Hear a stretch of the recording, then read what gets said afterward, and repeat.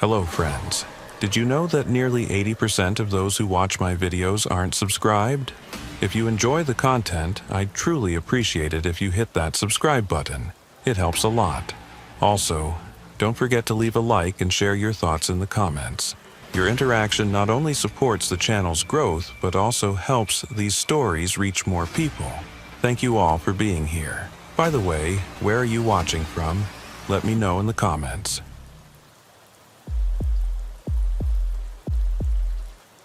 The coffee in my thermos had gone cold 2 hours ago, but I kept drinking it out of habit rather than necessity.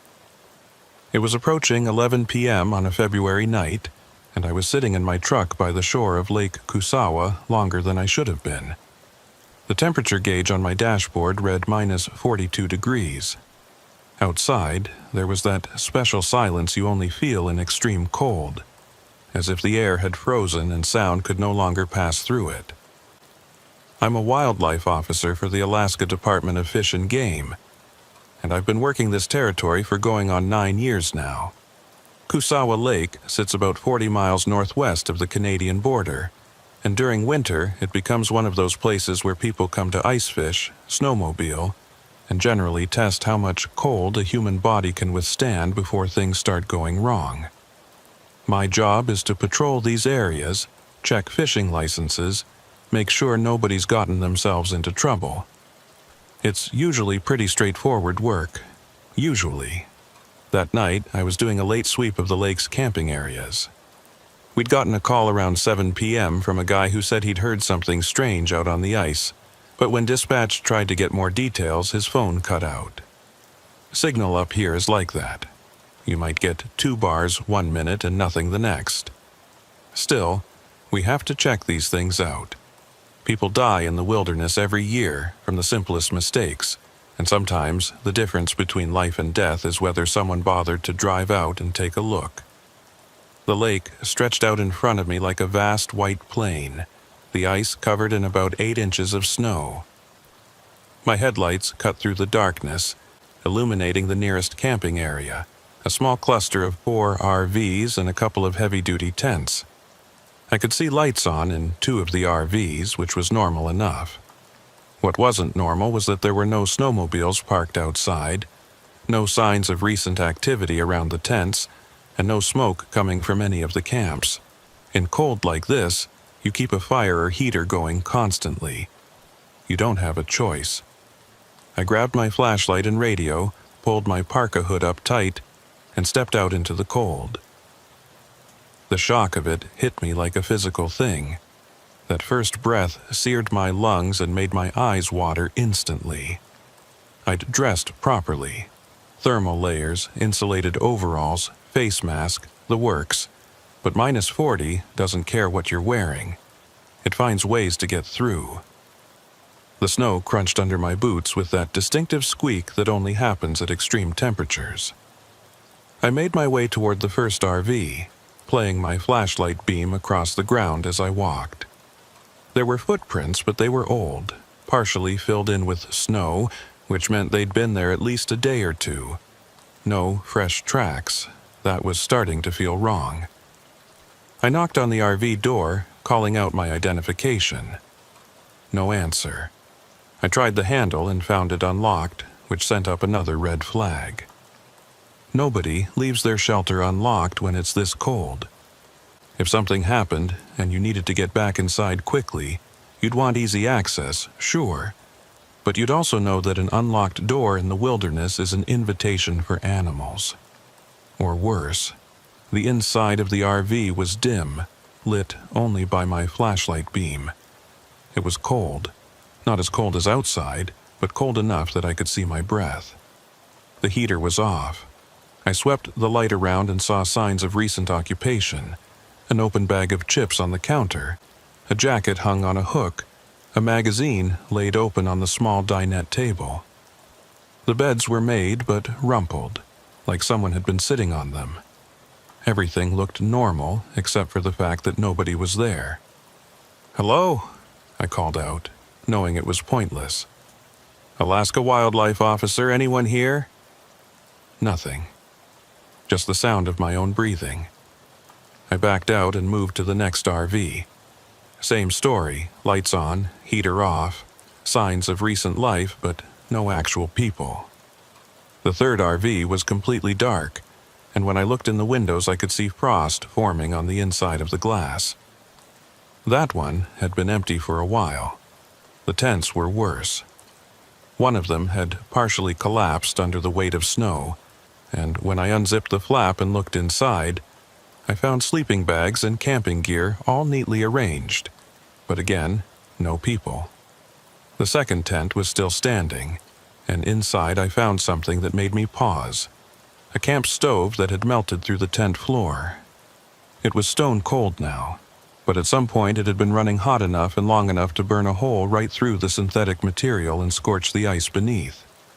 That's the kind of mistake that kills people, but there was no body, no signs of struggle or panic, just a burned hole and an empty tent.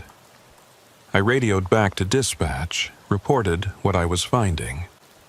The woman on the other end, Sharon, I'd known her for years, sounded concerned but not alarmed. People leave campsites, she reasoned. Maybe they all went to town together, carpooled in one vehicle. Maybe they'd been planning to come back but got delayed. It happened, but it didn't feel right. I told her I was going to do a wider sweep of the area, check the lake itself. She said to be careful and keep my radio on. I got back in my truck and started driving slowly along the shoreline, playing my spotlight across the ice.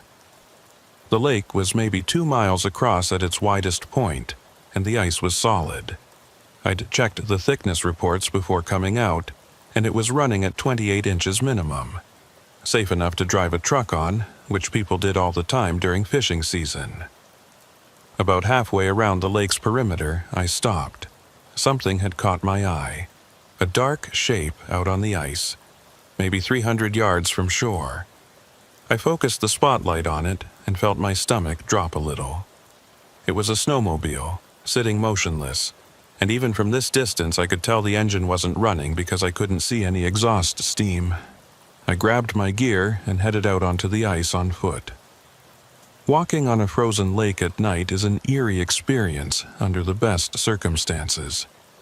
The ice makes sounds, creaks and groans and occasional sharp cracks that sound like gunshots. It's natural, just the ice expanding and contracting with temperature changes, but it never stops being unsettling. Every step feels like it might be the one that breaks through, even though logically you know the ice is 2 feet thick. The snowmobile was a newer model, red and black, dusted with snow. The key was still in the ignition. I tried to start it, but the engine was completely dead, frozen solid probably. There was a small cargo box on the back, and when I opened it I found a tackle box, some fishing line, and a handheld GPS unit. The GPS was off, and when I tried to turn it on, nothing happened. Dead battery or frozen electronics. What I didn't find was any sign of the rider. No tracks leading away from the machine, no blood, nothing. Just a snowmobile sitting in the middle of a frozen lake with its operator vanished. I was starting to feel genuinely uneasy now. This wasn't normal. This wasn't a case of people carpooling to town. This was something else. I radioed Sharon again, gave her the update. She said she'd try to get a trooper to head my way, but the nearest one was in Whitehorse, at least 3 hours out in good weather. I told her I'd keep looking. That's when I heard it for the first time. It came from beneath the ice, a low, resonant boom that I felt as much as heard. It made my chest cavity vibrate like standing next to a massive speaker. I froze, listening. 5 seconds passed. Then another boom, deeper this time, and with it came a sound like something dragging across the underside of the ice.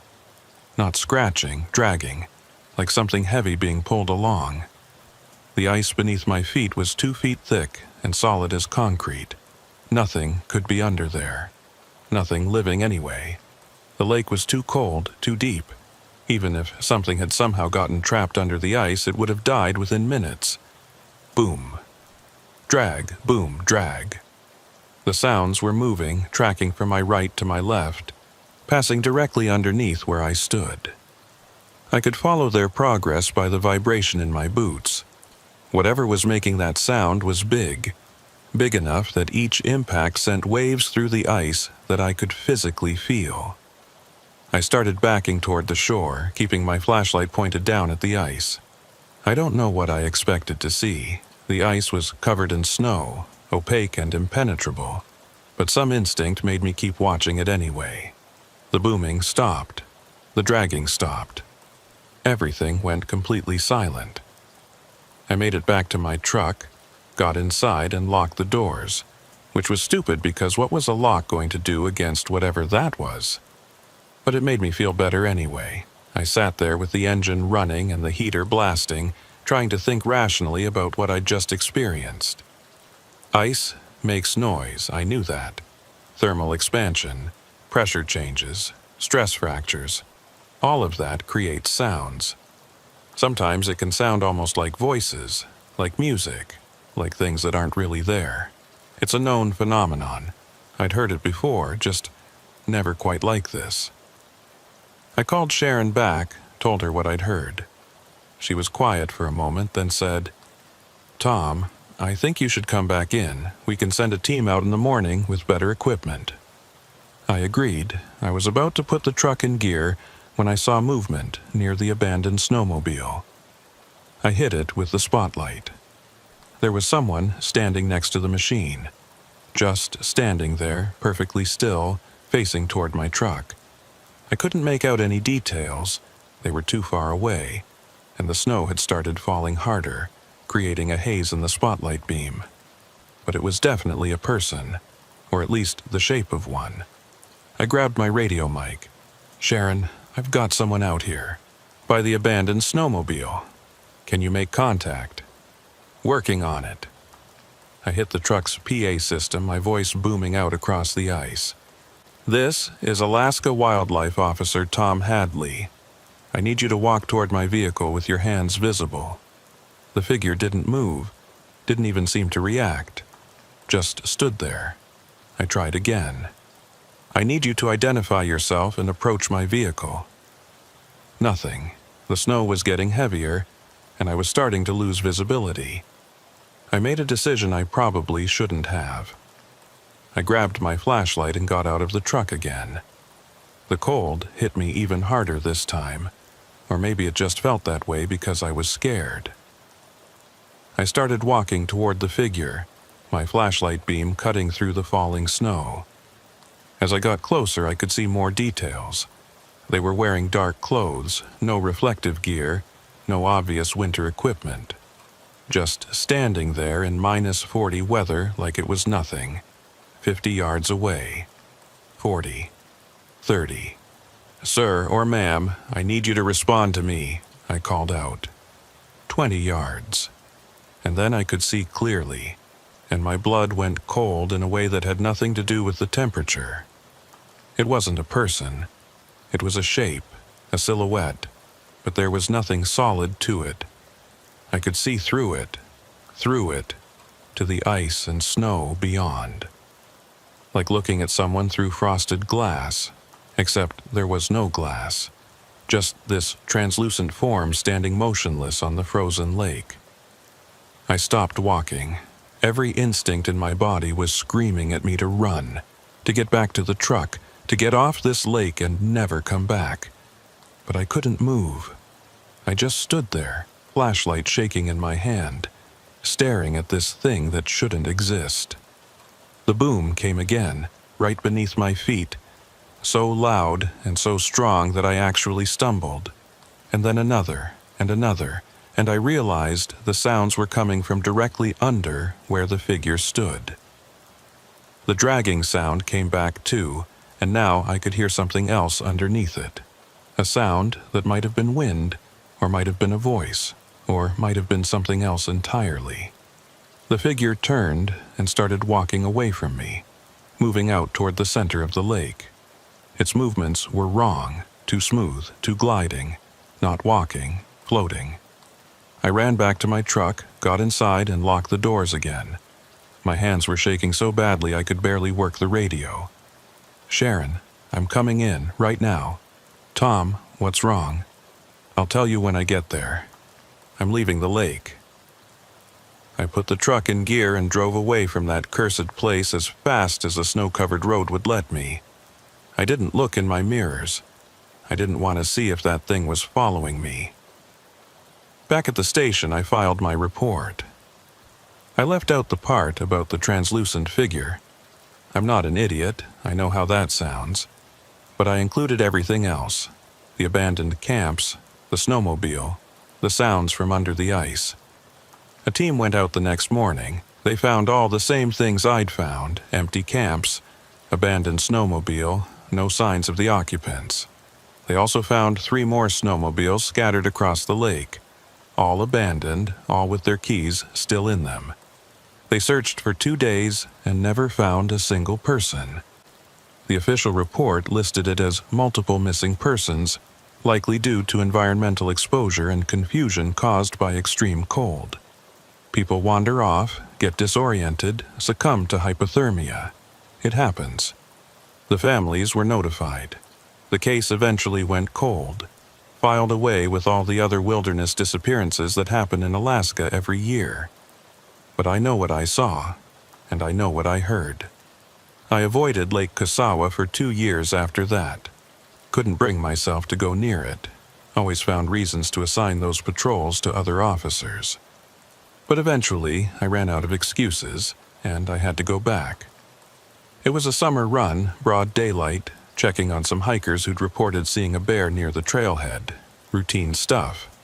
But I had to cross the southern edge of the lake to get to the trail, and as I drove past, I found myself looking out across the water. It was beautiful in summer, crystal clear, reflecting the sky. Nothing like the frozen wasteland it had been that February night. I stopped my truck and got out, standing at the edge of the shore. The water was calm, barely a ripple. I don't know what made me do it. Curiosity, maybe, or some need to prove to myself that it had all been in my head. But I cupped my hands around my mouth and called out across the lake. "Hello?" My voice echoed off the water and faded. Silence. Just the quiet lap of waves against the shore. The whisper of wind through the trees. I was about to turn away when I heard it. Boom. Deep, resonant, impossible. Coming from beneath the water, just like before. Boom. I got in my truck and drove away. I haven't been back to Lake Kusawa since then, and I never will. They can fire me if they want, I don't care. Because the last thing I heard, as I was driving away, was my own voice calling back to me from across that lake. The same word I'd called out, in the same tone, with the same inflection. "Hello?" And it was coming from underwater.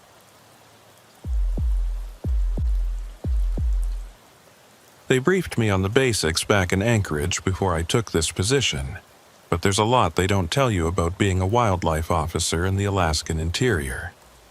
They tell you about hypothermia protocols, and bear safety, and how to handle aggressive moose. They tell you about the paperwork and the radio procedures and the importance of checking in regularly with dispatch. What they don't tell you is how the isolation gets inside your head, how the silence becomes a presence all its own, and how sometimes you'll see things in the wilderness that don't have explanations in any manual they ever gave you. My name is Sarah Chen, and I've been working the Brooks Range territory for 6 years. It's some of the most remote country in Alaska. We're talking hundreds of square miles of tundra, mountains, and taiga forest where you might not see another human being for weeks at a time. Most of my work involves monitoring wildlife populations, tracking migration patterns, and occasionally dealing with hunters or hikers who've bitten off more than they can chew. The territory is so vast that I spend about 3 weeks out of every month in the field, living out of a small cabin near the Itkilik River, accessible only by bush plane or, in winter, snowmobile. March is a strange time up here. We're coming out of the deep winter darkness, getting more daylight every week, but the cold is still brutal, often dipping to -30 or worse, and the snow is deep, sometimes 10 or 12 feet in the valleys. The animals are starting to move, preparing for spring, and that's when my job gets busiest. I was doing a routine survey of the winter range, documenting caribou numbers and checking for wolf activity, when I found the first track. It was on a ridge about 8 miles north of my cabin, a windswept area where the snow was packed hard and relatively shallow. I'd been following a caribou trail, noting the herd's direction and the condition of the animals based on their tracks, when I came across something that made me stop dead. The track was huge, easily 3 times the size of a wolf print, bigger than any bear print I'd ever seen. It was roughly circular, maybe 14 inches across, with what looked like 4 distinct toe impressions at the front. But the weird thing was the depth. This track was pressed deep into the snow, much deeper than the caribou tracks around it, suggesting something incredibly heavy. Yet there was only one track. Not a trail, not a series of prints, just one single massive depression in the snow, and then nothing. I crouched down next to it, pulling off my glove to feel inside the track. The edges were crisp and well-defined, not melted or distorted, which meant it was relatively fresh, probably within the last day or so. I looked around for more tracks, any sign of where this thing had come from or gone to, but there was nothing. Just that one impossible print sitting by itself in the middle of an otherwise undisturbed snowfield. I took photos, made notes, and marked the GPS coordinates. Probably some kind of unusual weather phenomenon, I told myself. Maybe a chunk of ice had fallen from somewhere and left an odd impression. But even as I thought it, I knew that didn't make sense. The track had too much definition, too much structure. It looked biological. I continued my survey, trying to put the strange track out of my mind, but I couldn't shake the feeling that something was off. The normal sounds of the wilderness, the occasional bird call, the rustle of small animals in the brush, seemed muted, distant. The sky had that peculiar flat quality that comes before a storm, and the air felt heavy despite the cold. About 2 miles further along the ridge, I found another track. This one was identical to the first. Same size, same depth, same strange solitary appearance. But what made my skin crawl was its location. It was positioned in a spot that would have required whatever made the first track to cross a steep ravine and climb a nearly vertical rock face to reach. No animal could have done that. Nothing could have. I stood there staring at the track, my radio in my hand, wondering if I should call it in. But what would I say? I found 2 weird footprints? They'd think I was losing it out here, and maybe I was. 6 years of isolation does things to your perception. You start seeing patterns that aren't there, assigning meaning to random events. That's what I was telling myself when I heard the sound. It came from somewhere behind me, down in the ravine I'd just been thinking about. A low, resonant call, not quite a howl, not quite a roar, but something in between. It lasted about 5 seconds and then cut off abruptly. In all my years up here, I'd never heard anything like it. Wolves don't sound like that. Bears don't sound like that. Even the bull moose with their strange grunting calls don't make that kind of noise. I stayed very still, listening. The wind had picked up, creating a constant background whisper through the sparse trees. But underneath it, I thought I could hear something else, a rhythmic crunching sound, like footsteps in snow. My hand went to the .45 on my hip. I carry it for bears, though I've never had to use it. Bear spray is usually enough, and making noise is better than both. But right then, I wanted the weight of that gun in my hand. The crunching sounds were getting closer. I turned slowly, scanning the ravine below, but I couldn't see anything through the scattered spruce and the blowing snow. The sounds seemed to be coming from multiple directions at once, echoing off the rocks in a way that made it impossible to pinpoint a source. I made a decision. I started walking back toward my snowmobile, which I'd left about a mile back at the base of the ridge. I didn't run. Running triggers a prey response in predators, and besides, you can't run in deep snow anyway. But I walked fast, keeping my hand on my gun, stopping every 100 yards or so to listen. The crunching sounds followed me. They stayed at the same distance, never getting closer but never falling behind either. Whatever was making them was matching my pace exactly. I reached my snowmobile just as the first flakes of snow started falling. A storm was rolling in fast. I could see the wall of white advancing across the valley, and I knew I had maybe 30 minutes to get back to the cabin before visibility went to zero. I started the engine, grateful for the familiar roar of the machine, and headed down the valley at a speed that was probably unsafe given the terrain. I made it back to the cabin with about 10 minutes to spare before the storm hit in earnest. Once inside, I secured all the shutters, started a fire in the wood stove, and tried to settle my nerves. The cabin is small but solid. One main room with a sleeping area, a kitchen corner, and a small attached shed for storage. It's not much, but it's survived decades of brutal weather, and the thick log walls make me feel safe. That night, I couldn't sleep. The storm was howling outside, rattling the shutters and piling snow against the walls. But underneath the wind, I kept thinking I heard that crunching sound again, slow and deliberate, circling the cabin. At around 2 a.m., my radio crackled to life. Unit 7, Unit 7. It was dispatch, but the signal was weak and filled with static. I grabbed the handset. This is Unit 7, go ahead. Unit 7, check. Position. Say again, dispatch, you're breaking up. Nothing but static. Then, just before the signal cut out completely, not alone.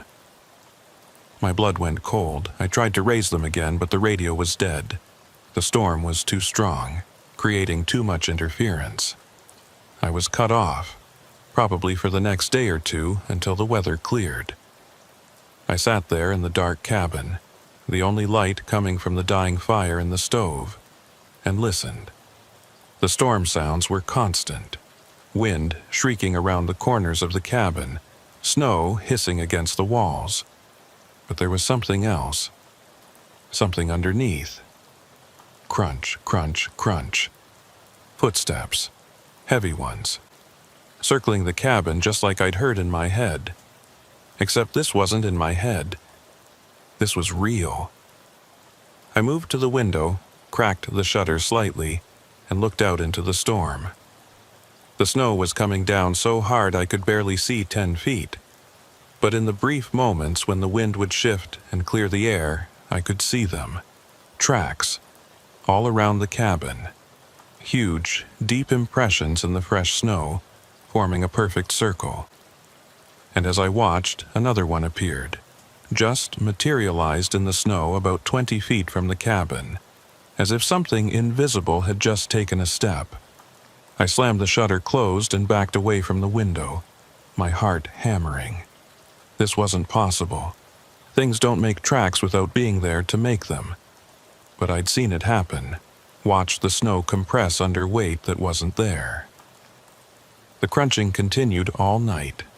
Sometimes it would stop for long stretches, and I'd start to think it was over, that I'd imagined it all. Then it would start again, always that same deliberate pace, always that same circular pattern around the cabin. I must have dozed off around dawn, because I woke with a start to find the cabin freezing. The fire had gone out hours ago. The storm had passed, and weak sunlight was filtering through cracks in the shutters. The radio was still dead. I bundled up and opened the door carefully, my gun drawn. The world outside was transformed, buried under at least 3 feet of new snow. Everything was white and pristine and silent, except for the tracks. They were everywhere, covering every square inch of the area around my cabin. Dozens of them, maybe hundreds, all that same huge circular shape pressed deep into the new snow. They didn't form any kind of logical pattern. Some overlapped, some were clustered together, others spread out at random. It looked like a whole herd of something had been out here during the night, trampling the snow in some kind of frenzied dance. But in the absolute center of all of them, right in front of my door, was a single caribou carcass. It was fresh. Steam was still rising from it in the cold air. Something had killed it recently, within the last hour or so, and left it here.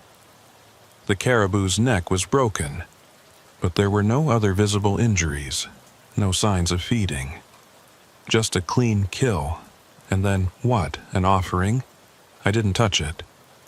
I went back inside, got my satellite phone working, and called for an emergency pickup.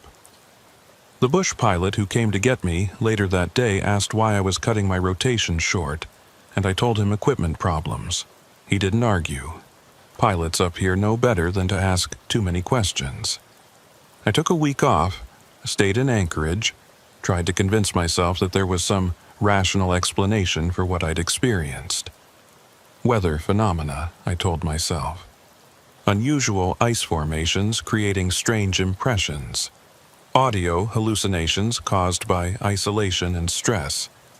These are all documented things that happen to people in remote environments. But I couldn't explain the caribou, and I couldn't explain what happened when I went back. The cabin looked fine from the outside. The storm damage was minimal, and someone from the service had been by to check on it and clear the snow. I went inside, unpacked my gear, and tried to settle back into the routine. On my second night back, around midnight, my radio crackled to life again. Unit 7, Unit 7. I grabbed it immediately. This is Unit 7, go ahead. Nothing but static.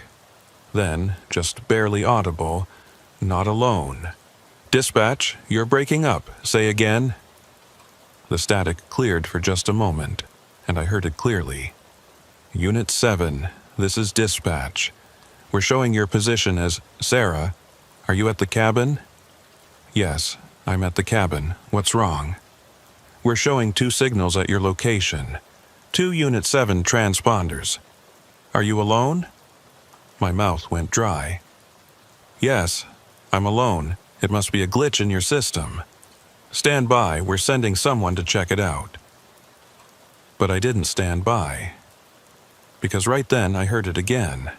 That crunching sound outside, slow and deliberate, and with it, something new. The sound of my own voice, very faint, coming from somewhere in the darkness outside. Yes, I'm alone. My words, in my voice, repeated back to me from the night. I grabbed everything I could carry and ran for my snowmobile. I didn't wait for help.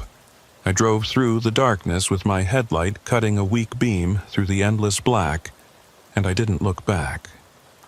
I requested a transfer the next week. They approved it without question. Turnover is high in the remote postings, and they're always short-staffed. I moved to a territory near Juneau, much more populated, much less isolated. I told myself I was done with the deep wilderness.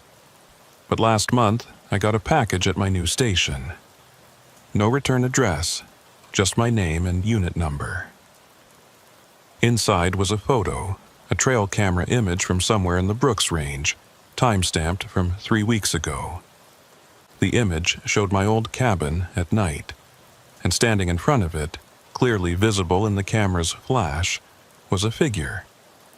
It was shaped like a person, my height, my build, but it was wrong, blurred at the edges, somehow both there and not there at the same time. It was wearing my uniform, my exact uniform, down to the patch on the shoulder. And in the snow, all around it, circling the cabin in an endless spiral, were tracks. I still check my windows every night before I sleep. The map was wrong. That's the first thing I should have noticed. But when you're 3 days into a solo patrol in the Wrangell Mountains and the temperature is sitting at -35, you don't always catch the small details. You're too focused on staying warm, keeping your bearings, and making sure you don't do something stupid that gets you killed. Alaska doesn't forgive mistakes, and the wilderness up here has claimed plenty of people who thought they knew better.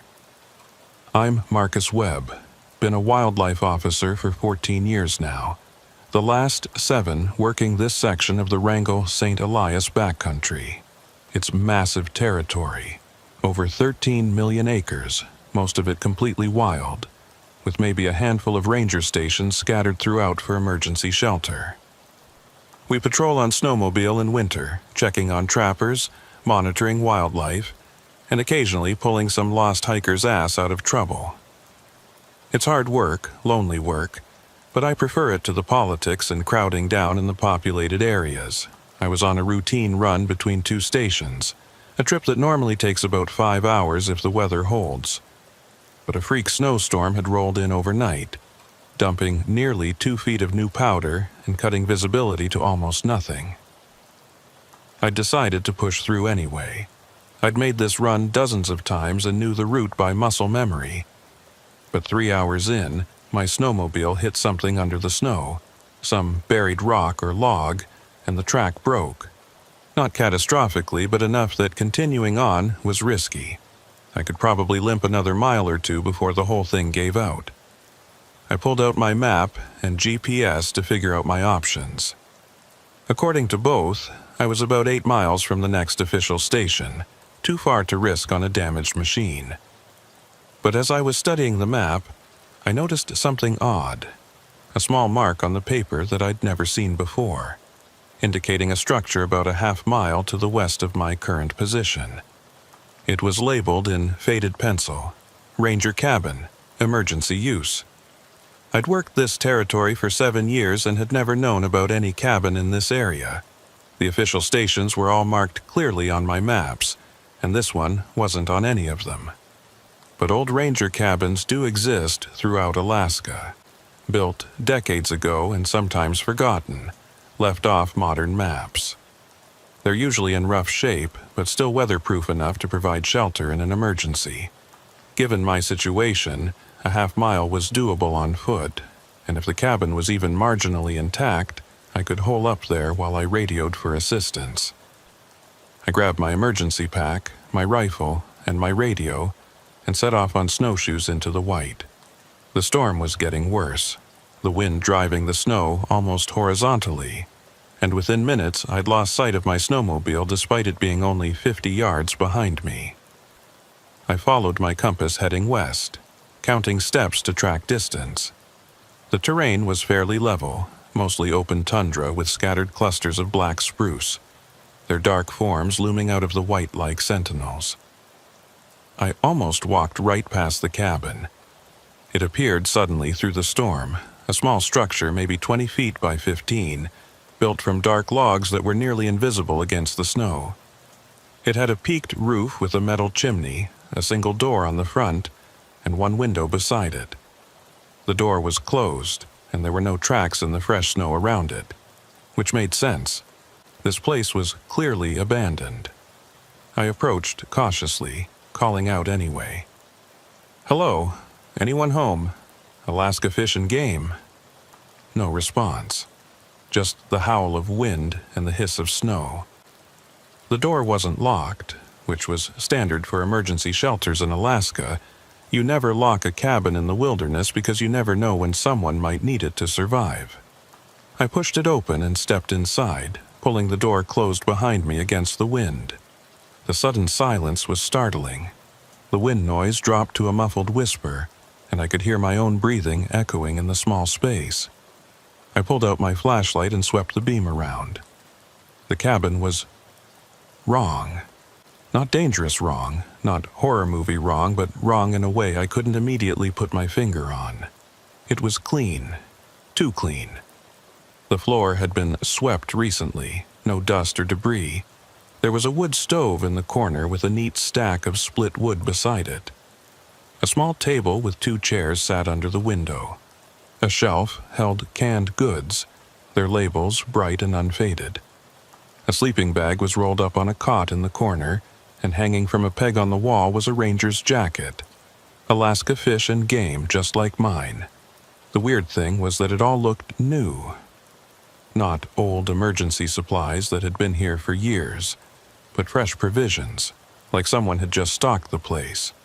The wood was recently split, still showing light-colored inner grain. The canned goods had dates from this year. Even the jacket looked barely worn. I set down my pack and moved to the stove. The metal was still warm, not hot, but warm enough that I could feel it through my glove when I touched it. Someone had been here recently, within the last few hours at most. "Hello?"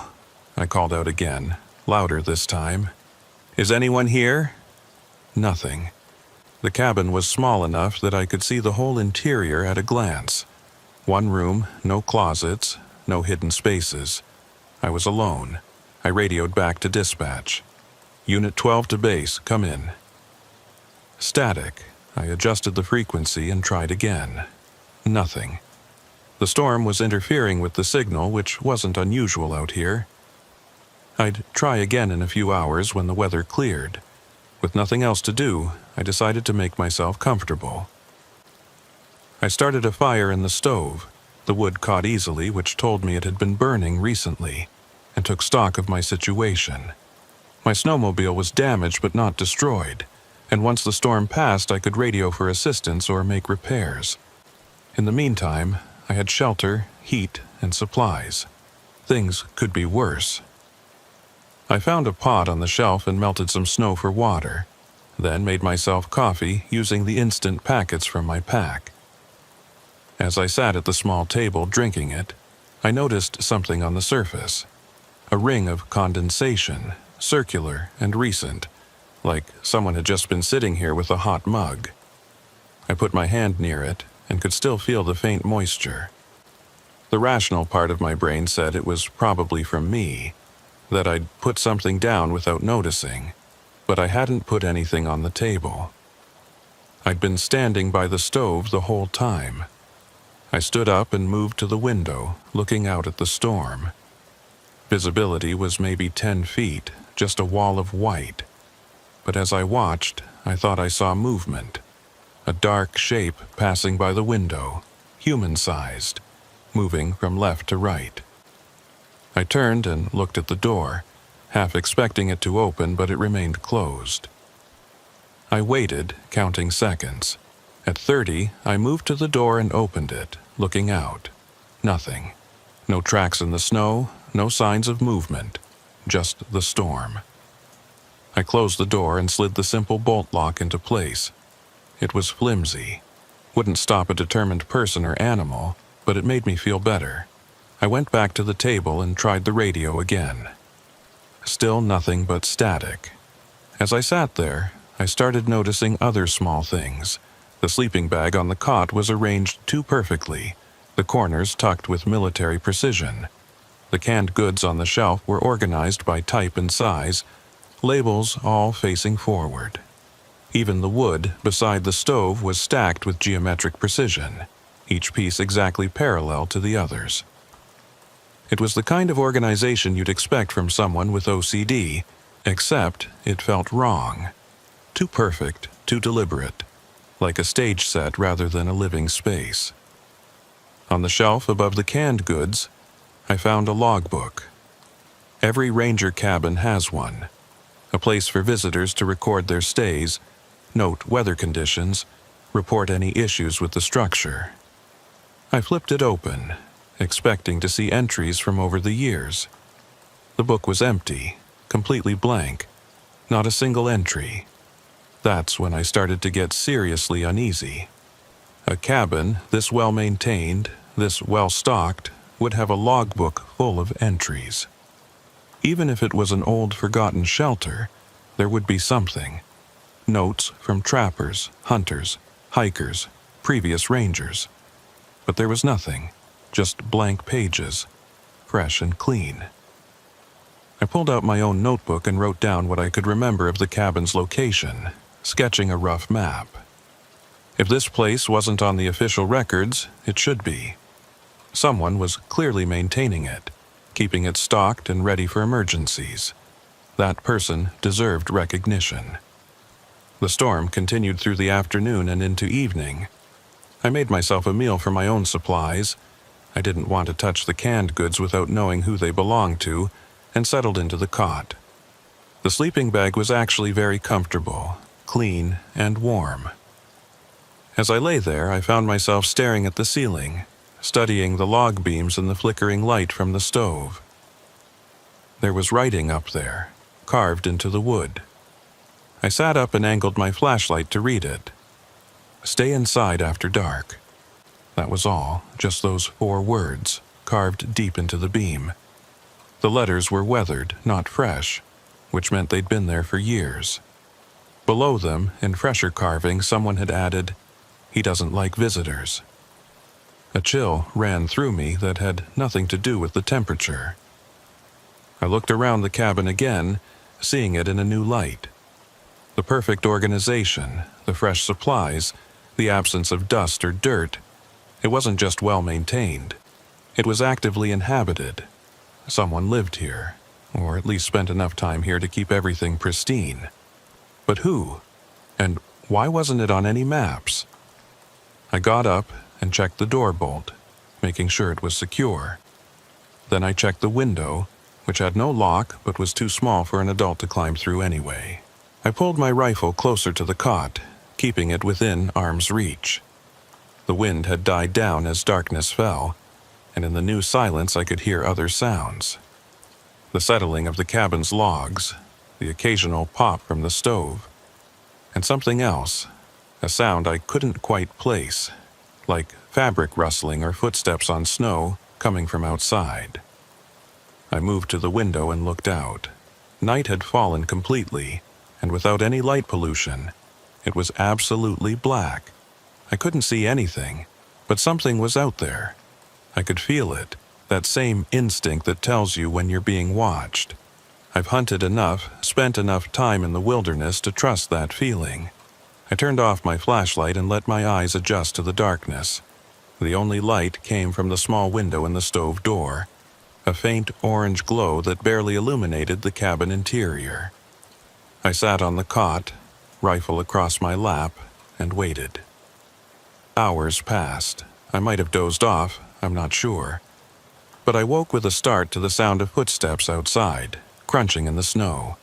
Slow, deliberate footsteps, walking around the cabin in a circle. I held my breath, listening.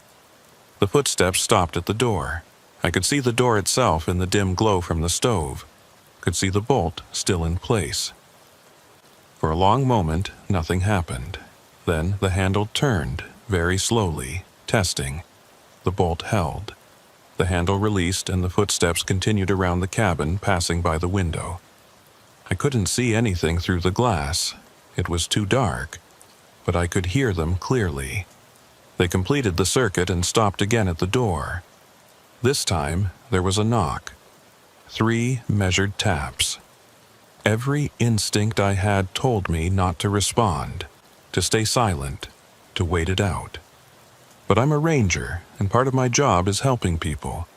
What if someone was actually in trouble out there, lost in the storm, needing help? I moved to the door, keeping my rifle in one hand. "Who's there?" No response, just silence. "I'm with Alaska Fish and Game. If you need assistance, identify yourself." Still nothing. I waited, counting to 30 in my head. The silence stretched on. I made a decision. I kept the bolt in place and cracked the door open just enough to look out through the gap. The night air rushed in, brutally cold. I angled my flashlight through the opening and swept the area in front of the cabin. Nothing, no one. Fresh snow had fallen, and there were no footprints anywhere. None. I closed the door quickly, heart pounding. I'd heard those footsteps. I hadn't imagined them. They'd been real, solid, close enough to shake the cabin door. But there was no one there, no tracks to show anyone had been there. I slid the bolt back in place and backed away from the door. I didn't sleep the rest of that night.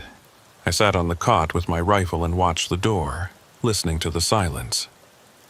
Dawn came slowly, the dim light gradually filling the cabin. The storm had passed, and when I looked out the window, I could see clear sky. I tried the radio and got through to dispatch immediately. I reported my situation, damaged snowmobile, emergency shelter, and they said they'd have someone out to me within a few hours. I spent the time waiting by packing up my gear and examining the cabin more closely in daylight. I found more carved messages on various beams. Don't look outside after midnight. He's always watching. The cabin protects. They were all in different handwriting, carved at different times. Some weathered with age, others more recent. Someone had been maintaining this place for years, decades maybe. Someone who knew something about this area that wasn't in any official records. I also found the coffee cup. It was sitting on the counter beside the stove, and I'm absolutely certain it hadn't been there the night before. It was still warm. Fresh coffee, recently poured, steam still rising from the surface. I grabbed my things and went outside to wait, standing in the snow 20 yards from the cabin, rifle in hand. I didn't go back inside, even though it was cold. I just waited, watching that door, until I heard the snowmobiles coming. The rescue team arrived around noon. 2 rangers I knew, Ben and Sarah. They'd brought a spare track for my snowmobile and tools to make the repair. As we worked on the machine, I asked them about the cabin. "What cabin?" Ben said. I pointed back the way I'd come.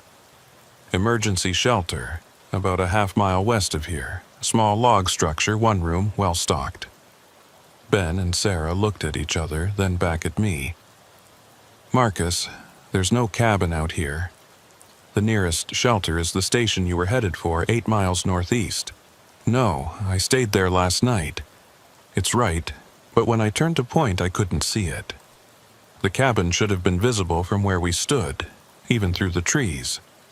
I'd walked in a straight line from it to my snowmobile, but there was nothing there, just undisturbed snow and scattered spruce.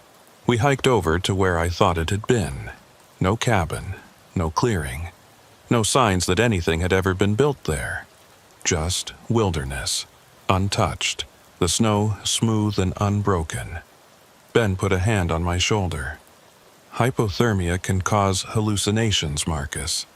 You probably found shelter under some trees and your brain filled in the rest. It happens."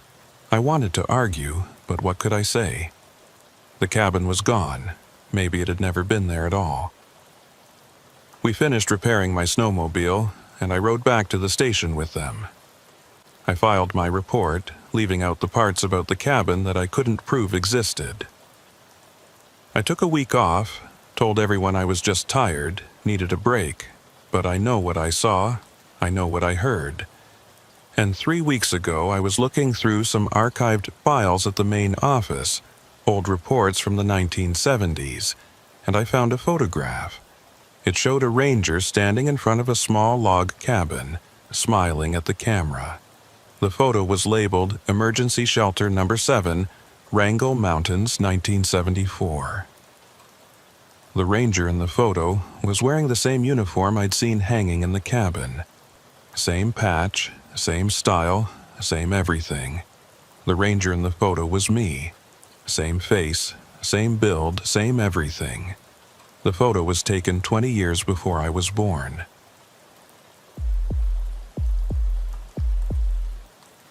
The sun doesn't really set in Alaska during summer, and it doesn't really rise during winter. We get the in-between seasons, sure, but they're brief. A few weeks in spring, when everything melts and turns to mud. A few weeks in fall, when the colors explode before the first snow. Most of the year, you're either living in perpetual daylight or perpetual darkness, and both mess with your head in different ways. I've been doing this job long enough to know that the darkness is worse, much worse. December in the Yukon-Charlie Rivers territory is 21 hours of night and 3 hours of weak twilight that barely qualifies as day. The temperature hovers around -40, sometimes colder, and the landscape becomes this alien world of black and white. White snow, black trees, and a sky that's just barely lighter than the ground. It's beautiful in a stark, terrifying way, but it's also the kind of place that reminds you just how small you are, how quickly the wilderness can kill you if you make a mistake. I've been stationed here for 6 years now, and I've learned to read the darkness the way some people read books. Every sound has meaning. Every shift in the wind carries information. The quality of silence can tell you if there's a storm coming, if there's a predator nearby, if something is wrong. You develop instincts out here that you don't have in the city, primitive awareness that humans used to have before we built walls and turned on lights and forgot what it means to be prey. My wife Rebecca used to ask me why I kept taking these remote postings, why I didn't request a transfer somewhere closer to civilization, somewhere she could visit more than once every few months. I never had a good answer for her. How do you explain that the darkness feels like home? That the silence is comfortable? That being alone in 600 square miles of wilderness feels more natural than being in a room full of people? She stopped asking eventually, and then she stopped calling, and then she stopped being my wife. The divorce papers came through last February, and I signed them in this same cabin where I'm sitting now, with the temperature at -50 outside, and the aurora dancing green and purple across the sky. Maybe that's why what happened affected me the way it did, because I thought I understood the darkness. I thought I knew what lived in it, what rules it followed. I was wrong. My name is David Ortiz, and I work a patrol route that covers about 600 square miles of river valleys and taiga forest along the Canadian border. Most of my winter work involves checking on trappers, making sure they're following regulations, monitoring wolf populations, and occasionally responding to the rare tourist who thought December in the Arctic Circle would be a good time for an adventure. It's lonely work, but I've always preferred solitude to crowds, and there's something about the absolute silence of the winter wilderness that I find centering. I grew up in New Mexico, in the heat and the desert sun, which makes my choice of career seem strange to most people. My father was a ranger in Carlsbad Caverns, and he used to take me down into those caves when I was a kid, deep underground where the darkness was absolute and the silence was profound. He taught me that darkness isn't something to fear. It's just the absence of light, neutral and natural. He taught me to be comfortable in it, to trust my other senses, to understand that humans are just visitors in spaces that belong to something older. He died when I was 19, heart attack while leading a tour group through the big room. They said it was quick, that he didn't suffer. I like to think he died doing what he loved, surrounded by that ancient darkness he'd spent his life exploring. I joined the Park Service the next year, worked my way through various postings, and ended up in Alaska almost by accident. A temporary assignment turned permanent, and I discovered that I'd found my place. The darkness here is different from the caves, though. In the caves, the darkness is contained, bounded by rock walls and mapped passages. You can turn on a light and see where you are. Out here, the darkness is endless. It stretches to the horizon and beyond, and your light is just a tiny bubble of false security in an ocean of black. It's humbling in a way that makes you understand your place in the world. I mention all this because I want you to understand that I'm not some city person who panics at shadows. I've spent years in the Alaskan wilderness, in conditions that would terrify most people. I've been charged by bears, stalked by wolves, caught in whiteout so complete I couldn't see my hand in front of my face. I've spent nights at -60, when your breath freezes before it leaves your lungs, and any exposed skin develops frostbite in under a minute. I've seen the northern lights do things I can't explain, and I've heard sounds in the forest that don't match any animal I know, but I'd never been afraid. Not really afraid. Not deep in your bones, terrified. Not until that December night. I was on a routine overnight patrol heading from the Eagle Station to a remote cabin about 40 miles north where a trapper had reported seeing an unusually large wolf pack. The report had come in 3 days earlier. Old Frank Hutchins, who'd been trapping this territory for 30 years, said he'd counted at least 15 animals moving together, which was unusual. Wolf packs in this region typically run 6 to 8 members, sometimes 10 in a good year. 15 suggested either 2 packs traveling together, which almost never happens, or something else was going on. I'd spent the morning preparing for the run, checked my snowmobile thoroughly. Oil, coolant, track tension, belt condition. Packed my emergency gear, space blanket, fire starter, extra fuel, high-calorie food bars, water in an insulated container. My rifle, a .308 Winchester, cleaned and loaded. Spare ammunition. Flares. My GPS unit with fresh batteries and the route pre-programmed. Satellite phone fully charged. Emergency beacon tested and ready. Radio with extra battery packs. First aid kit. Avalanche beacon even though the terrain on this route didn't typically present avalanche risk. You pack for the worst-case scenario, because out here, the worst-case scenario can kill you in less than an hour.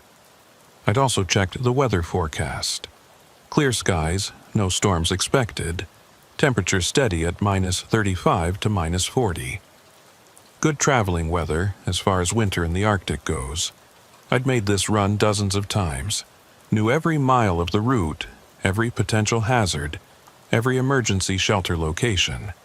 It should have been routine. I left the Eagle Station around 3 p.m., which was already full dark. The brief twilight we get in December had faded by 2:30. The station manager, Bill Crawford, watched me load the last of my gear and said what he always said. "Check in when you get there." I nodded, started the machine, and headed out into the night. The first hour was perfect. The snowmobile ran smoothly, the headlight cutting a strong beam through the darkness, illuminating the trail ahead. The route followed a frozen river for the first 20 miles.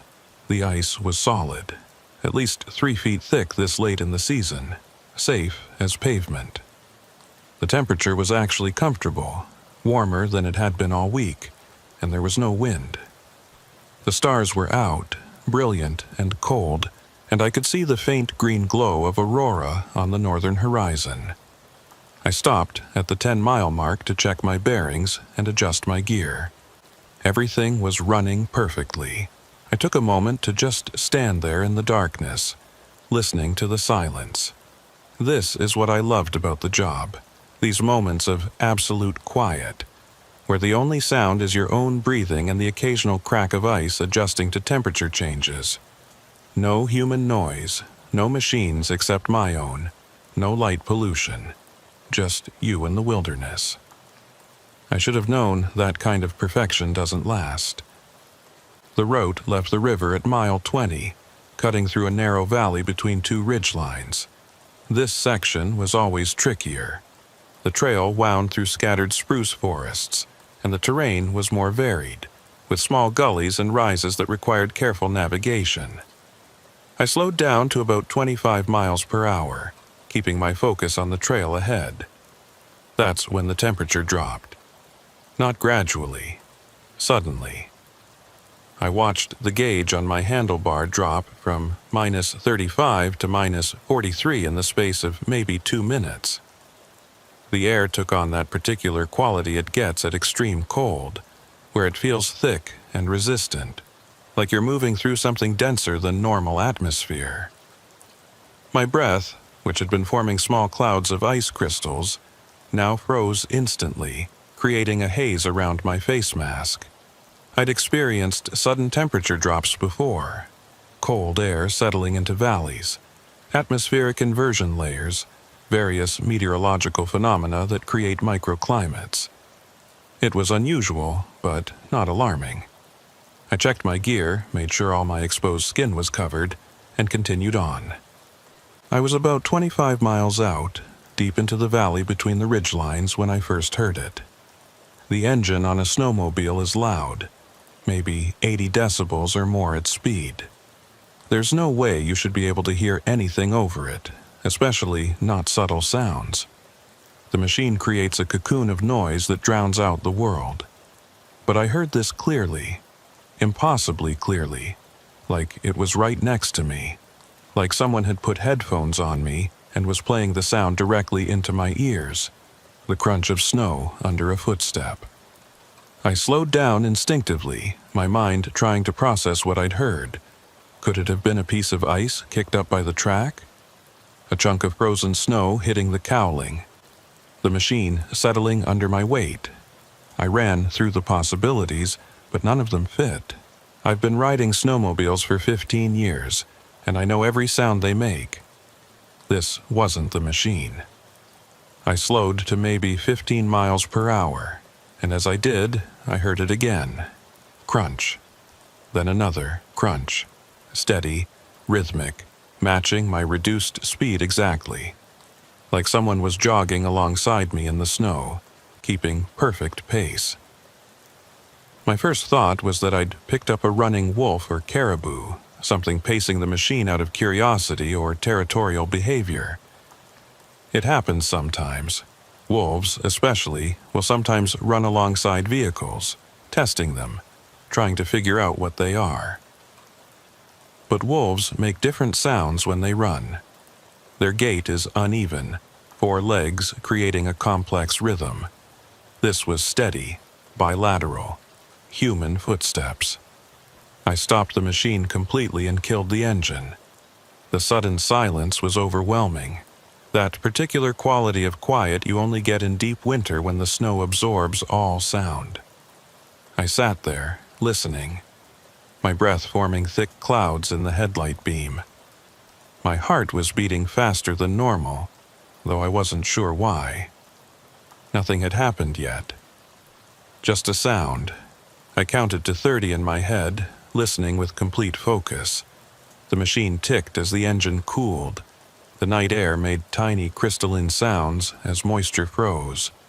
And underneath it all, nothing. Complete silence. I told myself I'd imagined it, that the isolation was getting to me, that my mind had created a pattern out of random engine noise. It happens.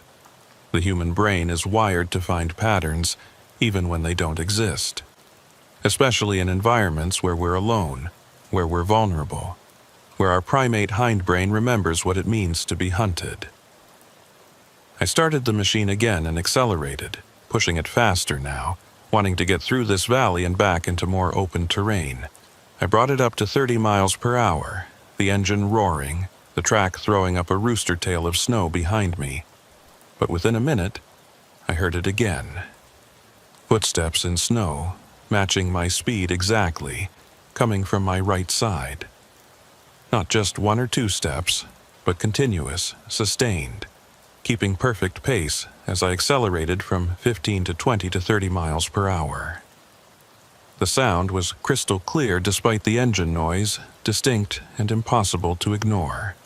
I turned my head to look, even though I knew it was pointless in the darkness. My headlight illuminated maybe 30 feet of terrain on either side, and beyond that was just empty black. But I looked anyway, searching for movement, for any sign of what was making that sound. Nothing. Just the snow-covered ground and scattered black spruce, their shadows dancing in the headlight beam as I passed. I pulled the snowmobile to a stop again and grabbed my spotlight, a powerful handheld unit I keep for scanning terrain at night. It puts out maybe 2,000 lumens, enough to illuminate an area the size of a football field. I aimed it to the right where the sounds were coming from, and swept the area in a wide arc. Nothing. No tracks, no animals, no people. Just undisturbed snow stretching away into the darkness between scattered black spruce. The snow was smooth, unbroken, no depressions or marks of any kind. If something had been running alongside me, it should have left tracks, Even a bird hopping on the surface would leave marks. But there was nothing. I kept the spotlight on for a full minute, scanning slowly, looking for any sign of movement or disturbance. The light picked out every detail: individual snow crystals, the texture of tree bark, the shadows cast by branches. If there was something out there, I should be able to see it. But there was nothing. I turned the spotlight off and started moving again, and instantly, the footsteps resumed. Crunch, crunch, crunch. So clear, so distinct, like someone was jogging alongside me in the snow, keeping perfect pace, their feet hitting the ground in perfect rhythm with my machine's movement. This is where I should explain something about fear and rationalization. The human mind will do almost anything to avoid accepting something that doesn't fit its understanding of how the world works. When confronted with something impossible, the brain will create increasingly elaborate explanations to maintain the illusion that everything makes sense. I know this because I could feel my mind doing it in real time. Maybe it was some acoustic phenomenon, I told myself. Sound bouncing off the valley walls in a weird way, creating the illusion of footsteps. Maybe my engine was making an unusual noise that I'd never heard before. Some mechanical issue that sounded like footsteps. Maybe I was more tired than I thought, and my brain was creating patterns out of random sound, filling in details that weren't there. I tried to believe these explanations. I wanted to believe them, because the alternative, that something was actually out there, running alongside me in -40 weather without leaving tracks, without showing up in my spotlight, without making any sound except footsteps, was impossible. I decided to test it more systematically. I stopped the machine but left the engine running, idling. The engine noise was steady, a low rumble at maybe 60 decibels. I sat very still and listened. The footsteps had stopped when I stopped, just like before. I waited, counting seconds, listening to the engine idle and the night air freeze around me.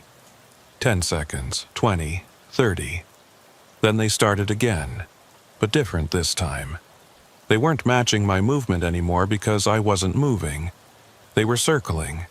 I could hear them moving from my right side, passing behind me, then moving around to my left side. Slow and deliberate, maybe one step every 2 seconds. Walking, not running. Like whatever was making them was taking its time now, examining me, studying me. The sound made a complete circuit around the snowmobile, always at the same distance, maybe 15 or 20 feet out. Then it stopped at my right side again, exactly where it had started. My hand was shaking as I reached for my rifle and pulled it from the scabbard mounted on the machine. I have excellent night vision after years of winter work. It's one of the adaptations you develop when you spend this much time in darkness. My pupils were fully dilated, and I could see reasonably well in the ambient starlight.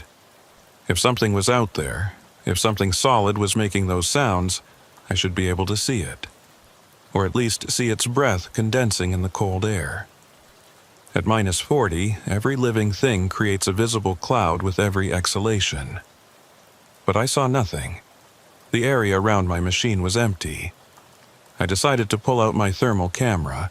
It's a piece of equipment we use for wildlife surveys, detecting animals by their heat signature. Anything warm-blooded shows up bright white against the cold background. I powered it on and scanned the area where the footsteps were coming from. The screen was empty. No heat signatures. The landscape was a uniform blue-black, showing the cold ground and vegetation. Even my snowmobile barely registered. Its engine heat had dissipated quickly in the extreme cold. But the footsteps hadn't stopped. They were right beside me now, so close I should be able to reach out and touch whatever was making them. I spun around with the thermal camera, scanning in a full circle. Nothing. Not a single heat source anywhere except my own body. I've been in the wilderness long enough to know when something is wrong, when your instincts are screaming at you to get out, when every fiber of your being is telling you that you're in danger. This was one of those times. My hands were shaking, not from cold. I was dressed properly and the handlebars were heated, but from adrenaline, from fear, from the primal recognition that something was very, very wrong.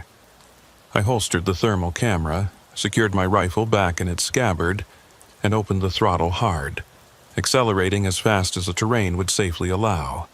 The engine screamed, the track bit into the snow, and I shot forward up the valley. The footsteps accelerated with me. I want to be very clear about what I experienced next, because even now, months later, I have trouble believing it happened. As the snowmobile's engine screamed and I hit 30, then 40, then 50 miles per hour, those footsteps kept pace. Perfect rhythm, never falling behind, never breaking stride. Always right there beside me in the darkness, matching my speed impossibly. I should mention something about sound and speed that makes this even more impossible. At 50 miles per hour on a snowmobile in deep winter, the engine noise is absolutely deafening. We're talking 85, maybe 90 decibels. The wind roar adds another layer. At that speed, the wind chill is somewhere around -70, and the air rushing past your helmet creates a constant roaring sound. You're wearing a heavy insulated hood over your helmet, a face mask, ear protection. You're essentially cocooned in noise. You shouldn't be able to hear anything subtle. You shouldn't be able to hear someone talking right next to you, let alone the sound of footsteps in snow. It should be physically impossible, but I could hear them. They were as clear as if I was standing still in complete silence. Crunch, crunch, crunch, steady, rhythmic, tireless, keeping pace at 50 miles per hour like it was nothing, like the speed didn't matter, like physics didn't apply to whatever was making that sound. I glanced at my GPS. I was still 15 miles from the cabin, and the terrain ahead was getting rougher.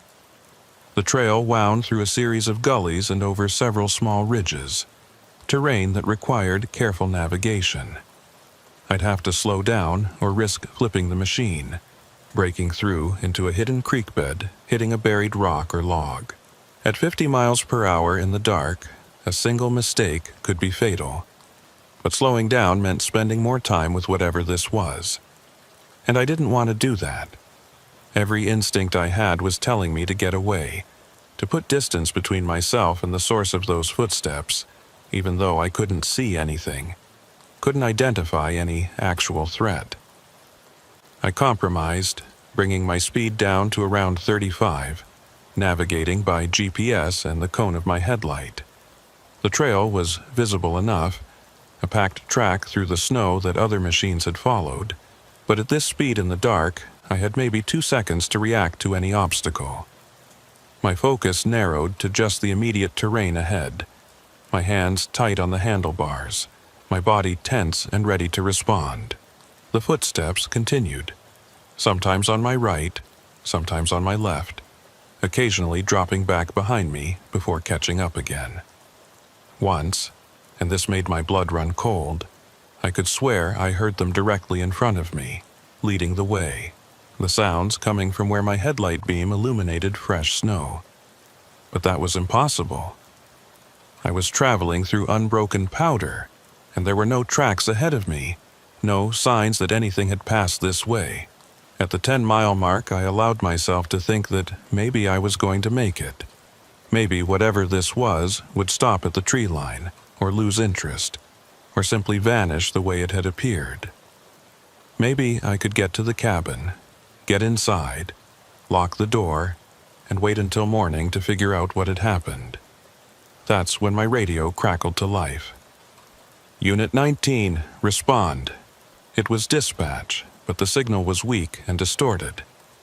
I grabbed the handset, grateful for human contact even through static. This is Unit 19, I read you. What's your traffic?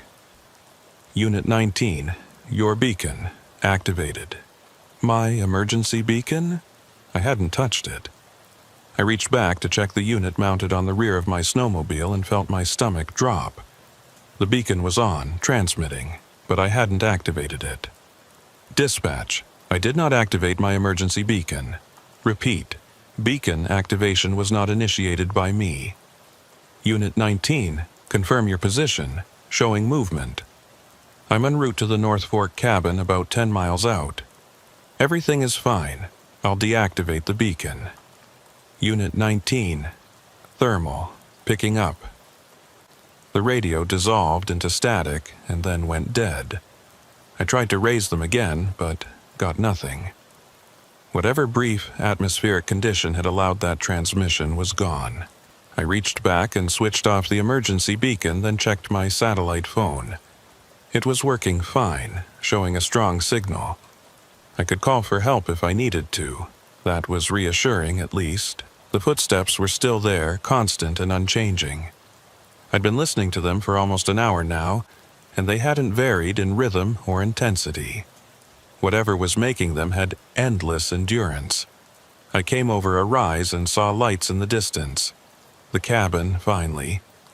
It was maybe half a mile away, its windows glowing warm yellow in the darkness, and I've never been so relieved to see a man-made structure in my life.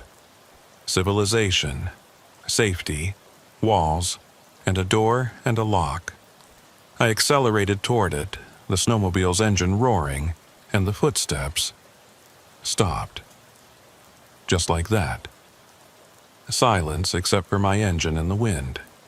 I slowed down, listening, straining to hear anything over the mechanical noise, but they were gone completely. I stopped about 100 yards from the cabin and killed the engine, sitting in the sudden quiet and listening with all my focus.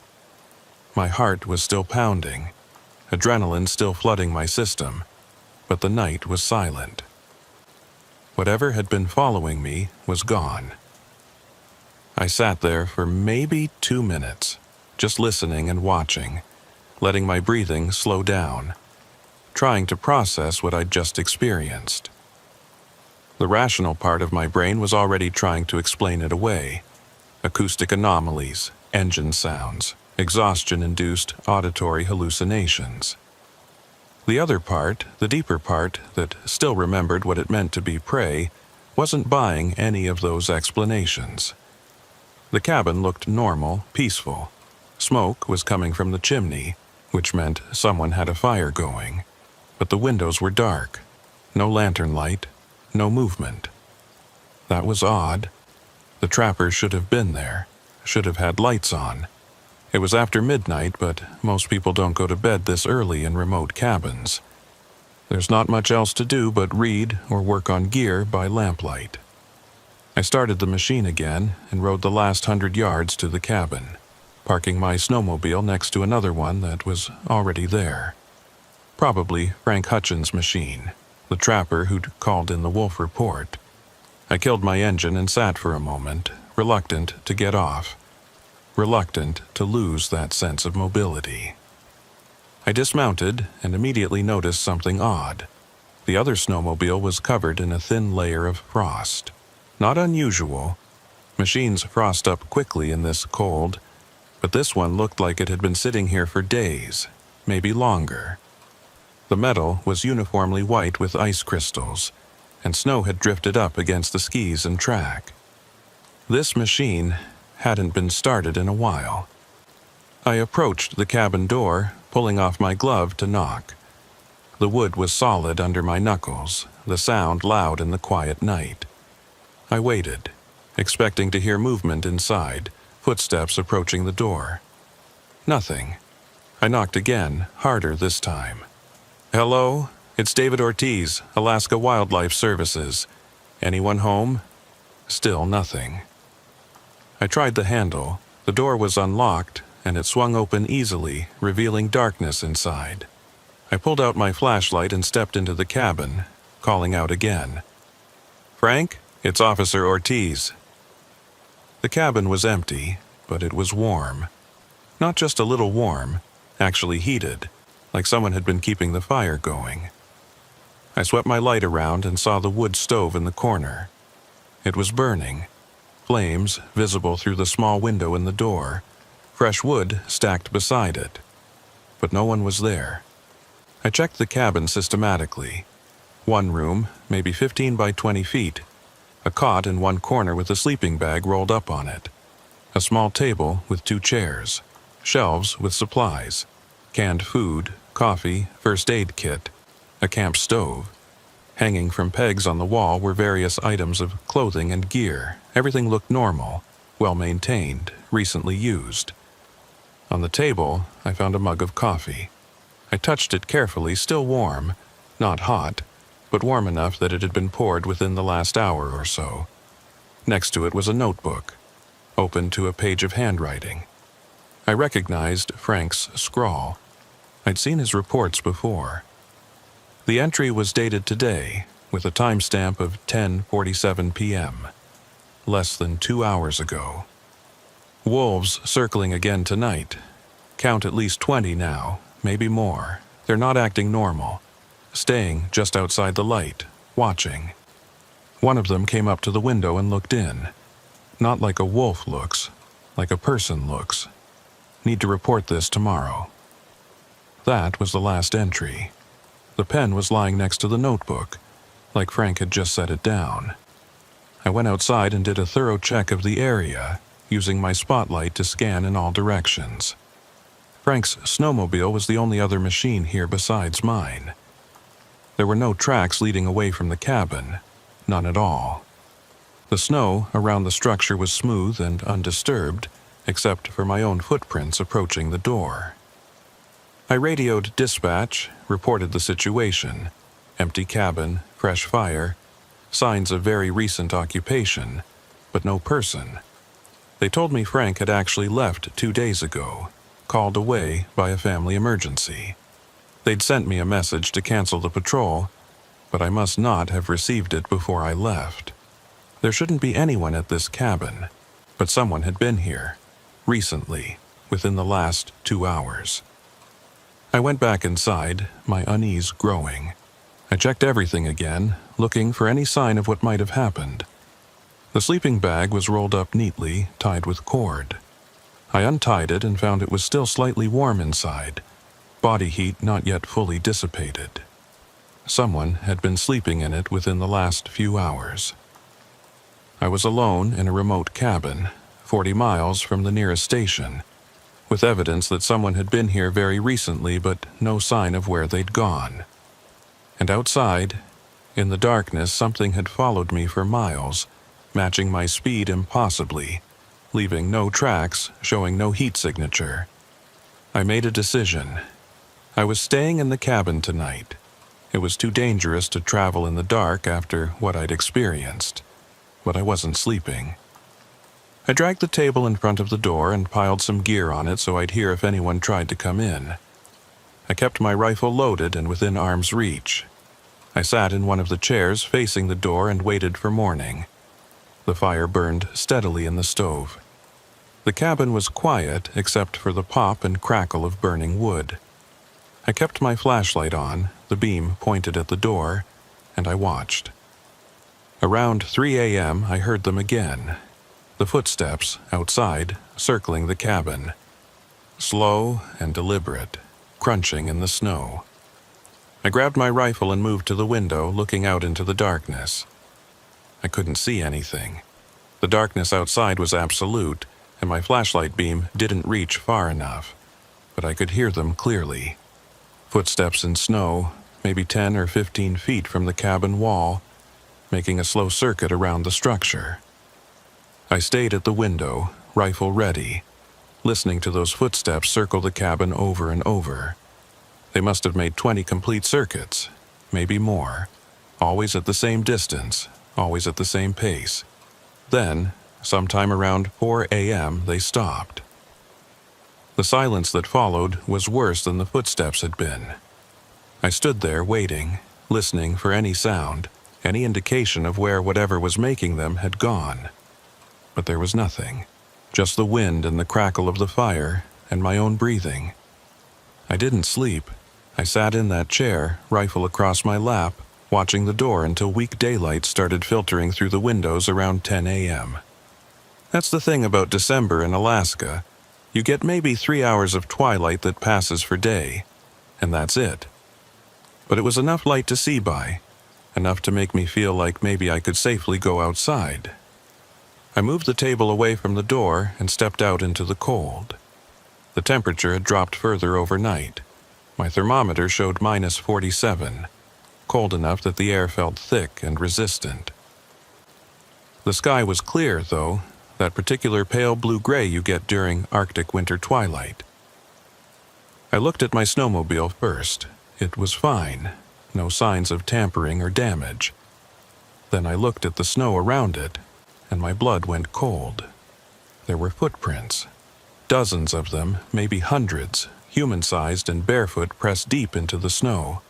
They formed patterns around my machine, circles and spirals and figure eights, overlapping and chaotic, like something had been dancing around it during the night. But here's what made it impossible. Those footprints didn't come from anywhere. They didn't trail off into the wilderness. There was no path leading to them, no tracks showing how whatever made them had approached. They just existed, a complex pattern of prints in the snow with no beginning and no end, as if they'd simply appeared there.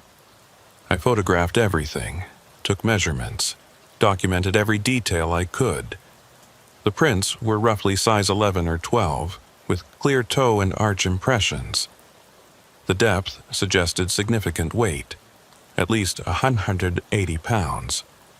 But the stride length was wrong for a human walk. Each print was about 4 feet from the next, which would require an impossibly long gait. And they were barefoot.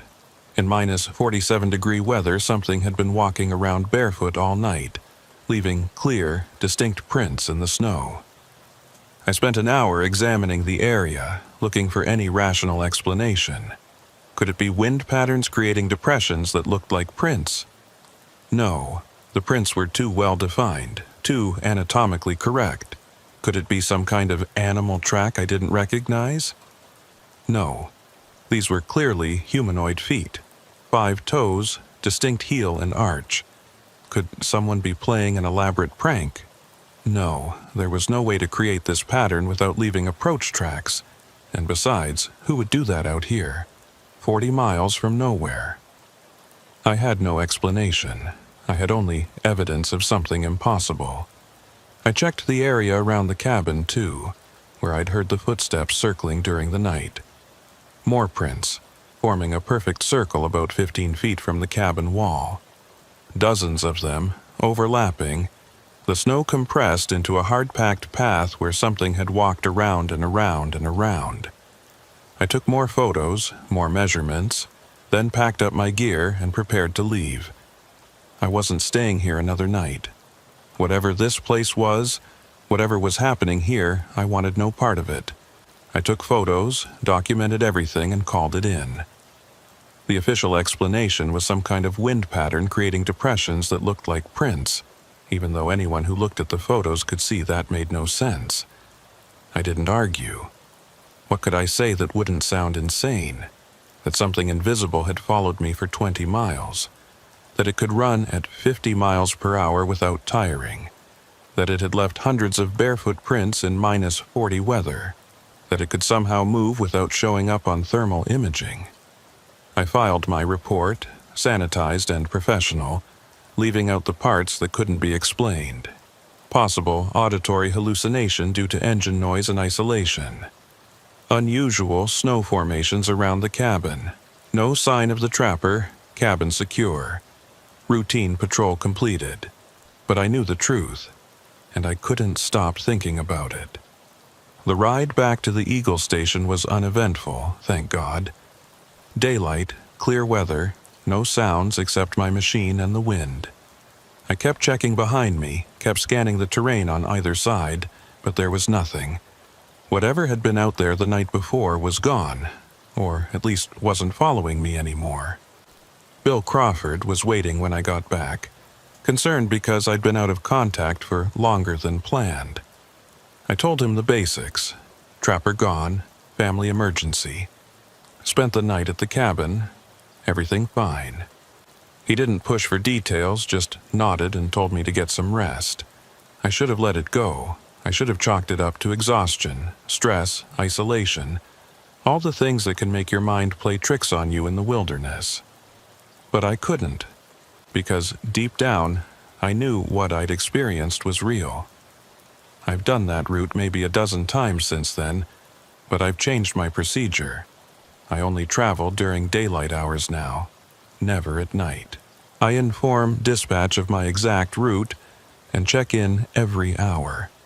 I carry extra batteries for everything, backup GPS units, redundant communication systems. I'm prepared for anything, every possible emergency. But it doesn't matter, because 3 weeks ago, in broad daylight at 2 p.m. with the weak winter sun barely clearing the horizon, I heard them again, those footsteps matching my speed, coming from right beside my snowmobile where nothing existed. I checked my thermal camera. Nothing, just the cold landscape, uniform and empty. I checked the snow, no tracks, not a single mark except my own machine's trail. I stopped my machine and sat there in the cold daylight, and the footsteps circled me again, slow and deliberate, just like they had that first night. I haven't told anyone about this most recent incident. What would I say? That it's still happening, that whatever followed me that December night hasn't stopped, that it's still out there, still keeping pace, still circling. I've been thinking about requesting a transfer to a different territory, maybe something closer to civilization, maybe something where I'm not alone for days at a time. But I don't think it matters. I don't think distance will help. Because last night I was in my house in Eagle, 50 miles from that valley where it started, and at 3 a.m. I woke to the sound of footsteps outside my bedroom window. Crunch, crunch, crunch. Steady, rhythmic, patient. The same footsteps I'd heard that night, the same rhythm, the same impossible clarity. I turned on every light in my house and grabbed my rifle.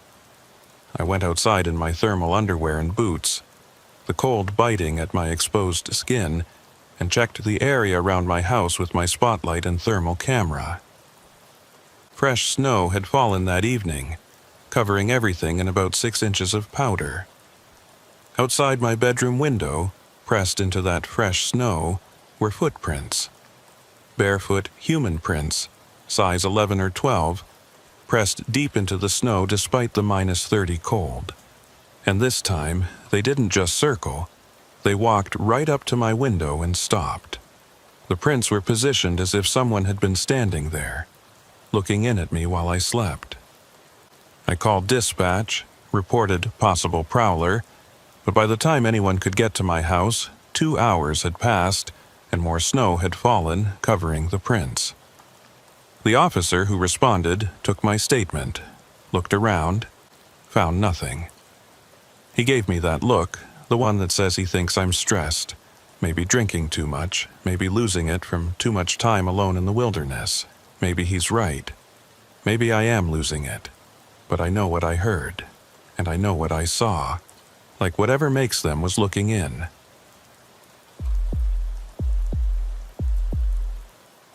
They called it in around 11 p.m. on a Thursday. Missing campers at Bear Creek, about 30 miles west of my station. The call came from a hiker who'd found the camp abandoned, tents still standing, gear still there, but no people. In Alaska, that's the kind of thing you take seriously. People don't just leave their camps intact and wander off into the wilderness. Something happens. Injury, animal attack, disorientation from hypothermia, and when it does, every hour counts. I'm Jennifer Kowalski, been with Alaska Wildlife Services for 8 years, working the Denali Periphery region. It's beautiful country, the kind that looks like a postcard, but it's also unforgiving. We lose a few people every year to various causes: falls, exposure, bear encounters, river crossings gone wrong. Most of the time we find them alive. Sometimes we don't find them at all. I grew up in Wisconsin, in the flatlands where the biggest danger was maybe hitting a deer with your car or getting lost in a cornfield. Nothing prepared me for Alaska. I came up here right out of college with the Park Service, assigned to Denali as a seasonal ranger, and I fell in love with the place immediately. The scale of it, the rawness, the sense that humans are just visitors here and not very important ones. After 2 seasons, I transferred to Wildlife Services and never looked back. My territory covers about 400 square miles of mixed terrain, mountains, valleys, river systems, taiga forest. In summer, it's accessible by truck and ATV. In winter, it's snowmobile only and some areas become completely impassable. I patrol solo most of the time, checking on hunting camps, monitoring wildlife populations, responding to calls like this one. It's good work, important work, but it takes a toll. The isolation gets to you after a while. You start having conversations with yourself, giving personalities to the ravens that follow your vehicle, seeing patterns in things that are probably just random, or maybe not random. That's what this story is about. The things you see that you can't explain, the moments when the wilderness shows you something that doesn't fit into any manual or training protocol. I've had a few of those moments in my 8 years up here. Small things, mostly. Strange tracks that disappear mid-trail. Sounds in the forest that don't match any animal I know. The feeling of being watched when you're absolutely certain you're alone. But Bear Creek was different. Bear Creek was the moment I understood that there are things in the Alaskan wilderness that we don't have names for, things that operate by rules we don't understand. And once you've seen them, once you've made that contact, they don't let go. I assembled my gear quickly. Emergency medical kit with trauma supplies, rope and climbing equipment, signal flares, handheld radio and spare batteries, GPS unit, rifle with extra ammunition, 3 days of emergency food and water in case I got stuck out there, space blanket, fire starter kit, first aid manual, satellite phone. Everything went into my pack in a specific order, muscle memory from years of doing this. The forecast was decent. Clear skies, temperature around 20 degrees Fahrenheit, no storm systems moving in for at least 48 hours. Good searching weather as far as Alaska goes. I called for backup from the state troopers, but the nearest unit was in Healy, at least 4 hours out even in good conditions. I couldn't wait that long. If the campers were injured and exposure was a factor, 4 hours could mean the difference between rescue and recovery. Hypothermia kills fast up here, even at 20 degrees. You get wet, the temperature drops, you stop moving, you've got maybe 2 hours before you're in serious trouble. The hiker who'd called it in had given dispatch decent directions, Bear Creek Campground north side, about 8 miles in from the logging road terminus. I knew the area reasonably well. It was a popular spot in summer for backcountry camping, with good fishing and relatively easy access. In October, though, with the season changing and the first snows already dusting the high peaks, it was pretty isolated. Most people had cleared out weeks ago. I took my truck as far as the logging road would allow, the headlights cutting through the darkness as I wound through dense spruce forest. The road was rough, barely maintained, more like 2 tracks through the trees than anything you'd call a proper road. Fall in Alaska means mud, lots of it, and my tires churned through deep ruts, the truck rocking and sliding as I navigated the worst sections. At the road terminus, I switched to my ATV, a heavy-duty four-wheeler with a cargo rack and spotlight. The trail to Bear Creek was rough even by Alaska standards, winding through dense forest that got thicker the further in you went. Spruce and birch pressed in on both sides, their branches scraping against my helmet as I passed. The headlights on the ATV cut through the darkness, illuminating a tunnel of trees, their shadows dancing and twisting in the beam. The forest was quiet, too quiet. Normally you'd hear owls, maybe a fox yipping in the distance, the rustle of small animals in the underbrush. But tonight there was nothing, just the mechanical growl of my engine and the crunch of my tires on the trail. I've learned to pay attention to that kind of quiet.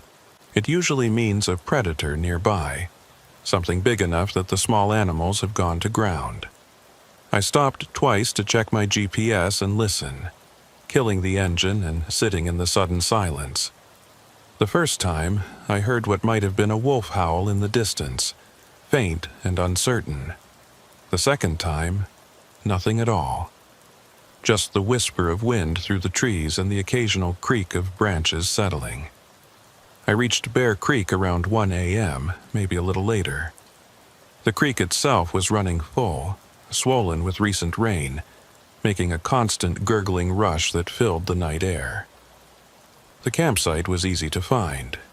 3 tents set up in a clearing about 50 yards from the water, a fire ring with cold ashes, and a properly secured bear-proof food container hanging from a tree branch. Everything looked orderly, organized, the kind of setup you'd expect from experienced campers who knew what they were doing. I killed my engine and called out, "Hello, Alaska Wildlife Services, anyone here?" My voice echoed off the trees and faded into silence. I listened for a response, any sound of movement, but heard nothing except the creek gurgling in the background and the whisper of wind through the pines. The sound of water was constant here, a white noise that would make it difficult to hear anything subtle. Voices, footsteps, even someone calling for help from a distance. I dismounted from the ATV and pulled out my flashlight, scanning the campsite carefully before approaching. Everything looked orderly from a distance, but I've learned to look for the small details, the things that don't fit the pattern. A tent with the flap open when it should be closed. Gear scattered in panic rather than arranged neatly. Signs of a struggle or sudden departure. But I didn't see any of that. This looked like a normal, well-organized camp. I approached the first tent cautiously, announcing myself again. "Alaska Wildlife Services Officer Kowalski. I'm here to help. If anyone is inside, please respond." Nothing.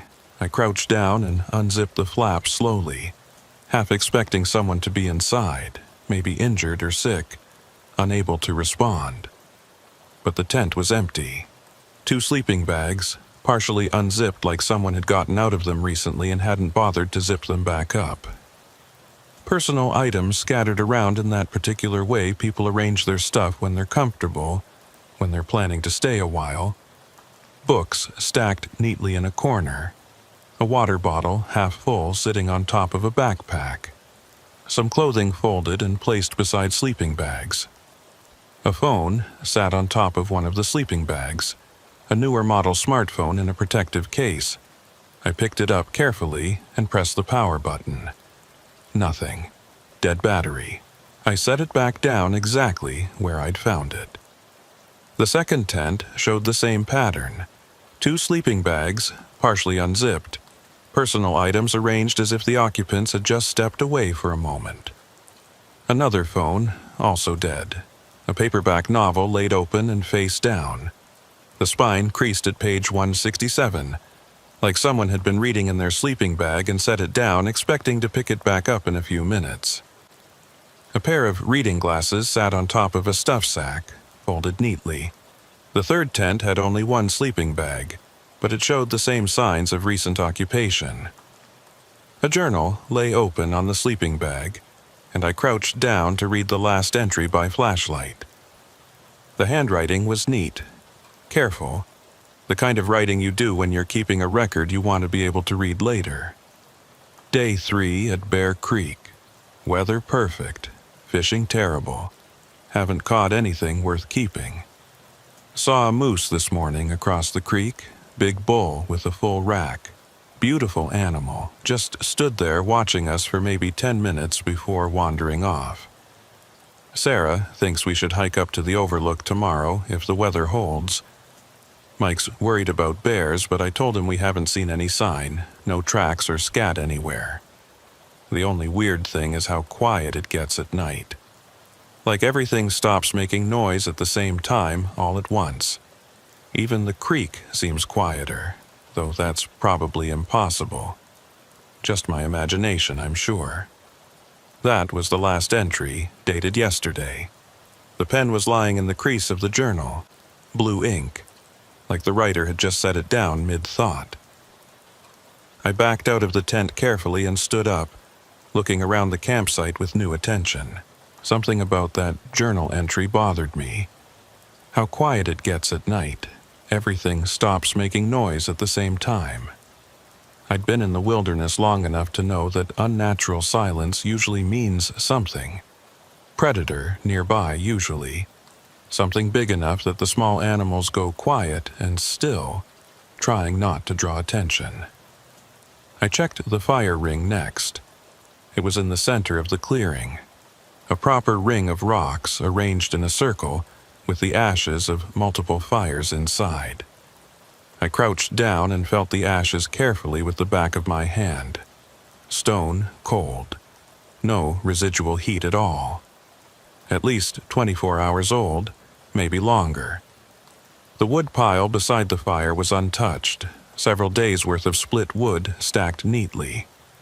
If the campers had left voluntarily, planning to come back, they would have made sure the fire was completely out, scattered the ashes, covered them with dirt. This looked more like they'd walked away from a dead fire and simply never returned.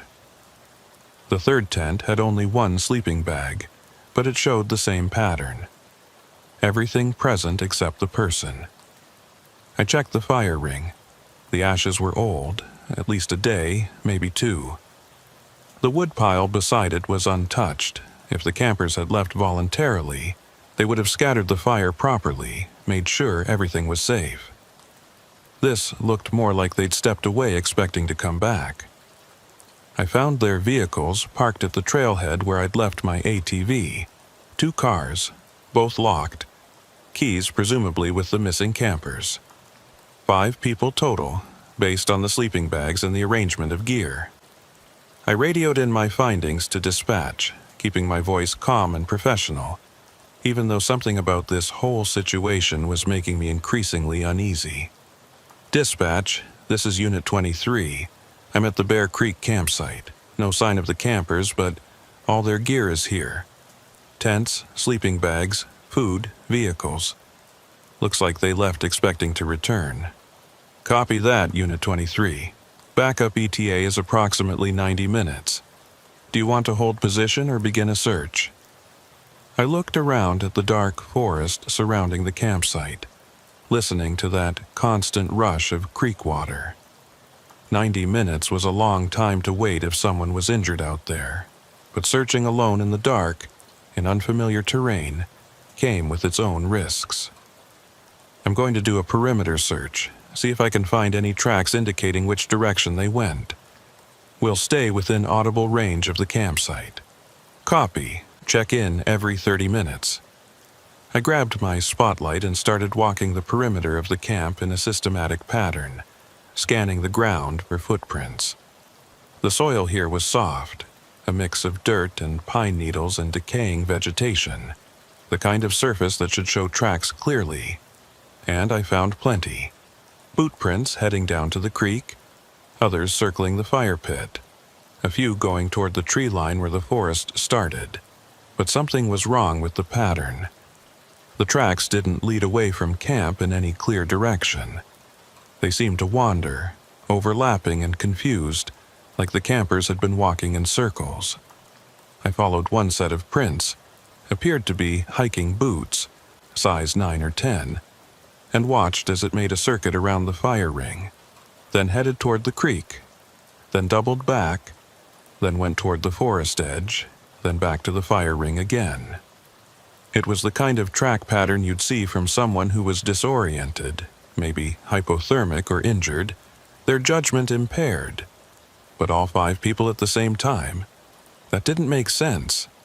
I was kneeling beside a particularly clear boot print, trying to determine how fresh it was, when I noticed something else.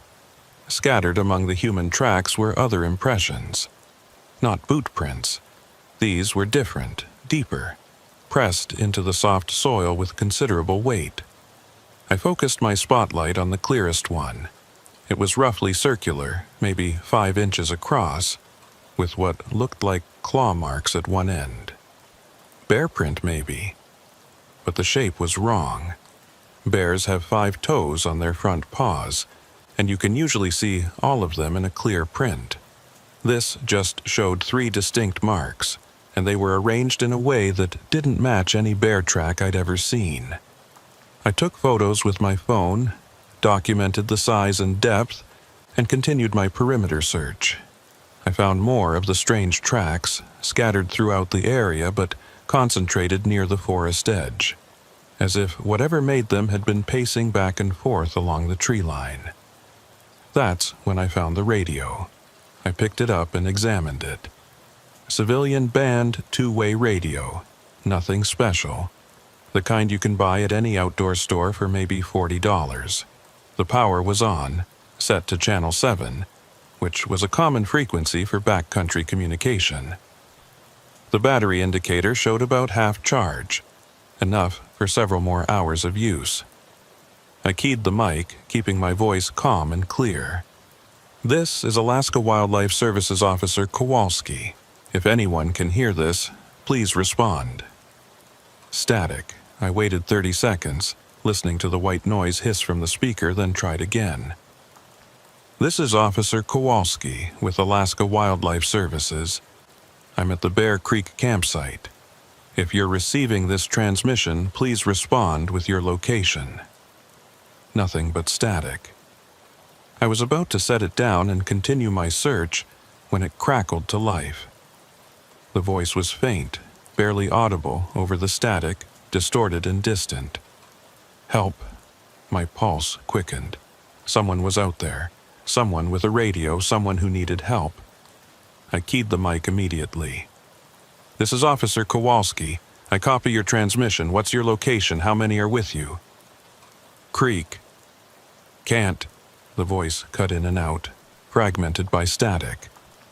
I couldn't tell if it was male or female, couldn't determine age or condition. Just that one word clearly, creek. You're at the creek? Bear Creek? Can you give me more specific information? Are you injured? A longer burst of static, and then another word that made my skin crawl, watching. I felt the hair rise on the back of my neck. Someone is watching you. Are you in danger? I need you to give me your specific location so I can help you. More static. I waited, watching the radio's display, hoping for another transmission. 30 seconds passed. A minute, 2 minutes. The radio remained silent except for the background hiss. I tried transmitting again, using different phrasings, asking yes or no questions that could be answered with simple keying clicks, standard protocols for situations where voice communication is difficult. But I got nothing back. Whoever had been on the other end was gone, or couldn't respond, or had turned off their radio. I clipped the radio to my belt, keeping it on and monitoring Channel 7, and made a decision. The campers had mentioned the creek in their transmission. I'd follow the creek downstream, see if I could find any signs of them. Most lost or disoriented hikers tend to follow water, reasoning that it will lead them to civilization eventually. It's not always the best strategy, but it's what people do. I grabbed my gear and started walking, keeping my spotlight trained on the ground, looking for tracks. The trail beside the creek was rough, barely a trail at all, more like a narrow path worn by animals coming down to drink. Spruce and birch pressed in on both sides, their branches forming a canopy overhead that blocked what little starlight there was. My spotlight beam became a tunnel of light through darkness, illuminating maybe 20 feet ahead before fading into black. The creek ran through a narrow gorge here, with steep rocky walls on either side rising maybe 30 or 40 feet. The water was loud, echoing off the rocks in a way that made it difficult to hear anything else. I had to stop frequently and kill my spotlight, letting my ears adjust to the ambient noise, listening for any sound that might indicate people nearby, voices, movement, even the snap of a branch. About a quarter-mile downstream, I found something that made me stop and examine more carefully. A torn piece of fabric was caught on a branch overhanging the trail. Blue, synthetic material that could have been from a jacket or windbreaker. It was recent, the edges weren't weathered, and there was no moss or mildew on it. I bagged it carefully as evidence and continued on. The gorge was getting narrower as I descended, the walls closing in. The sound of the creek was amplified here, a constant roar that vibrated in my chest. The air felt heavier, damper, and I could see my breath in clouds even though the temperature was only around 20 degrees. Water does that, cools the air around it, creates microclimates. I was maybe half a mile from camp when I saw the light. It was ahead of me, around a bend in the gorge. A faint glow like a flashlight or headlamp. Not moving, just steady and constant, illuminating something around the corner that I couldn't see yet. My first thought was relief. I'd found them, or at least found someone. I called out immediately, my voice competing with the creek noise. "Hello, Alaska Wildlife Services. I'm here to help." The light didn't move. It just stayed there, steady and unmoving, around the bend where the gorge curved to the left. I approached, cautiously, one hand on my sidearm, not because I expected trouble, but because something about the situation felt wrong. The light should have moved when I called out. Someone should have responded. As I rounded the bend, I could see it clearly now. A headlamp, still on, lying on the rocky ground. The LED was still bright, battery strong. The elastic band stretched out like it had been pulled off someone's head rather than removed normally. It was warm to the touch when I picked it up, like it had been worn recently, body heat not yet dissipated in the cold air. I played my spotlight around the immediate area, looking for whoever had been wearing it. The gorge had opened up here into a natural amphitheater, a bowl-shaped space maybe 30 yards across with steep rocky walls all around rising 40 or 50 feet. The creek pooled in the center before continuing downstream through another narrow gap. The acoustics were strange here. Sounds echoed and overlapped, creating layers of noise that made it difficult to pinpoint any specific source. That's when I saw the blood. Not a lot, just a few drops on the rocks near where the water pooled. I crouched down to examine them more carefully. Fresh, not yet dried, still slightly liquid in the center, though the edges were beginning to congeal in the cold. I pulled out a collection kit and swabbed a sample, sealing it in a sterile tube for analysis later. I followed the pattern and found more. A sparse trail of drops leading deeper into the amphitheater, toward the far wall where the shadows were thickest. Not arterial spray, not the kind of blood loss that indicates a major injury. More like someone with a bleeding wound walking or being moved, drops falling occasionally from a cut hand or gashed head. My radio crackled with dispatch checking in. I reported my location and what I'd found. The headlamp, the blood trail, still no sign of the campers. They told me backup was now 20 minutes out and asked if I wanted to hold position and wait. I should have said yes. Every piece of training I'd ever received said to wait for backup in situations like this, especially when you're alone in unfamiliar terrain in the dark. But someone was bleeding, possibly badly injured, and 20 minutes in the cold could mean the difference between saving a life and recovering a body. I've made that choice before, prioritizing immediate rescue over personal safety. Sometimes you get medals for it. Sometimes you get killed. I told dispatch I was continuing the search and to send backup to my GPS coordinates when they arrived. The blood trail led me to the far side of the amphitheater, where the rock wall created a natural alcove. And that's where I found them. 4 people, sitting in a circle on the flat rocks, completely still. They were facing inward toward the center of their circle, their backs to me, and none of them moved when I called out. None of them even seemed to acknowledge my presence. Alaska Wildlife Services, are you injured? Can you respond? Nothing. They just sat there, motionless except for the slight rise and fall of their backs as they breathed. I could see that much. They were alive. They were breathing. But they weren't responding. I approached slowly, my spotlight illuminating them one by one as I circled around to where I could see their faces. 3 men, 1 woman, all wearing hiking clothes that matched the gear I'd seen in the tents. Ages ranging from maybe late 20s to mid-40s. Their eyes were open, staring, but there was nothing there, no recognition, no awareness, no reaction to my light or my voice. Just blank stares into the space between them, at the rocky ground where there was nothing at all to look at. Their mouths were slightly open, and I could hear them breathing, but it was synchronized in a way that human breathing shouldn't be. 4 people, all inhaling at exactly the same moment, holding for the same count, exhaling together, like they were a single organism rather than 4 individuals. I'm Officer Kowalski. I'm here to help. Can you tell me what happened? Still no response. I came around to where I could see their faces and my blood went cold. Their eyes were open, but there was nothing there, no recognition, no awareness, just blank stares into the space between them. Their mouths were slightly open and I could hear them breathing, but it was wrong somehow. Too synchronized, too rhythmic, and they were all looking at the same spot on the ground, where there was nothing at all. I knelt down in front of the woman, waving my hand in front of her face. No reaction. I checked her pulse, strong and steady. Checked her pupils.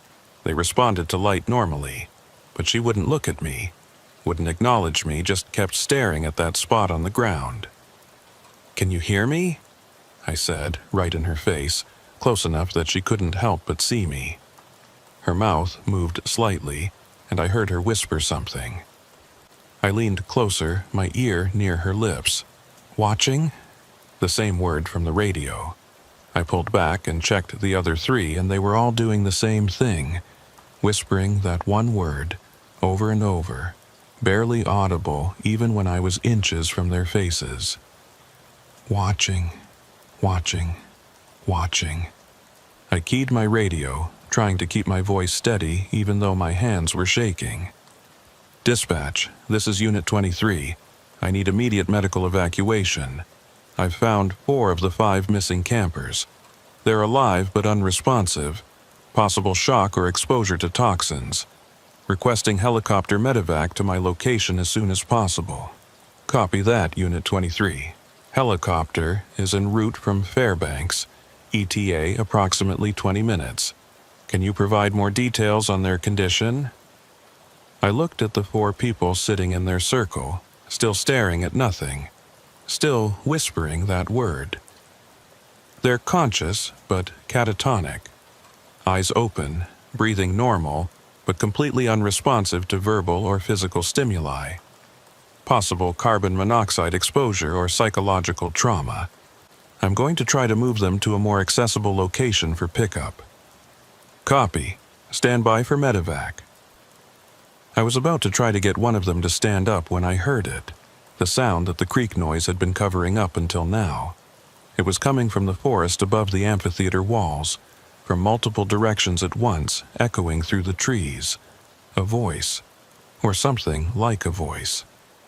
Calling out in words I could understand. "Help!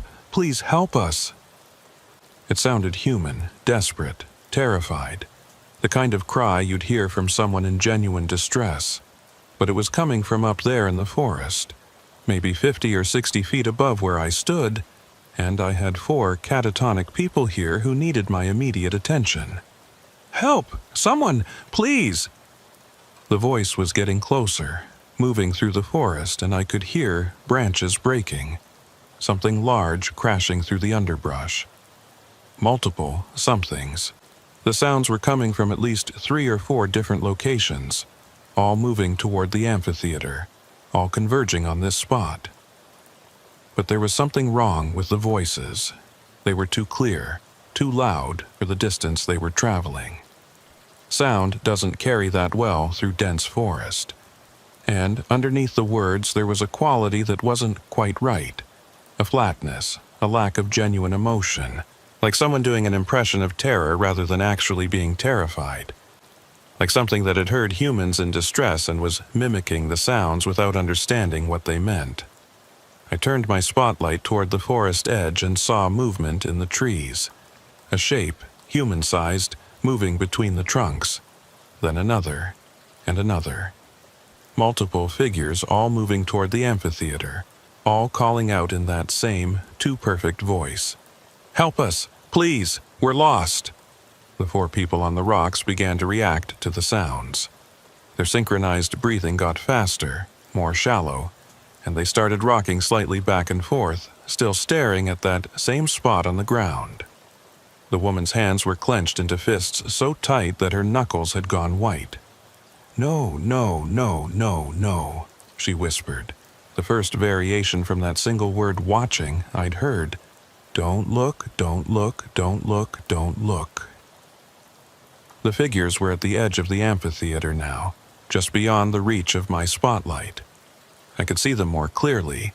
They had the right general shape, the right silhouette of a human body, but something about the way they moved was wrong. Too smooth, too fluid, like they were gliding rather than walking. And their movements were synchronized, all of them stepping at the same time, all of them stopping at the same time. "Help!" they called out. And this time I could hear that the voices were completely identical. Not similar, identical. All of them speaking at exactly the same time, in exactly the same tone, with exactly the same inflection. Like a recording being played from multiple speakers. "Please help us." I pulled my sidearm and aimed it at the closest figure, keeping my spotlight trained on it. For just a moment, maybe half a second, the light hit it directly, and I saw it clearly. It looked like a person. It had the basic shape: head, torso, arms, legs. But the features were wrong, blurred, like looking at someone through frosted glass or heavy fog. And the proportions were slightly off in ways I couldn't quite articulate. The arms were too long, or the head was too small, or the legs bent at angles that human legs shouldn't bend. And the eyes, when my light caught them, reflected back like an animal's. That bright eye shine you get from deer or wolves or bears when you hit them with a spotlight at night. The 4 people on the rocks started screaming. It was sudden and unified, all 4 of them opening their mouths and producing this horrible sound, high-pitched and sustained and absolutely inhuman in its intensity. Not a scream of pain or fear, but something else, something that vibrated in frequencies that made my teeth ache and my ears ring. They kept staring at that spot on the ground, kept rocking back and forth, but the screaming didn't stop, didn't even pause for breath. It just went on, impossibly sustained. The figures at the edge of the amphitheater retreated when the screaming started. I could hear them moving back into the forest, branches breaking, the calls of "help us" fading into the distance. Whatever they were, they didn't like that sound. It drove them away.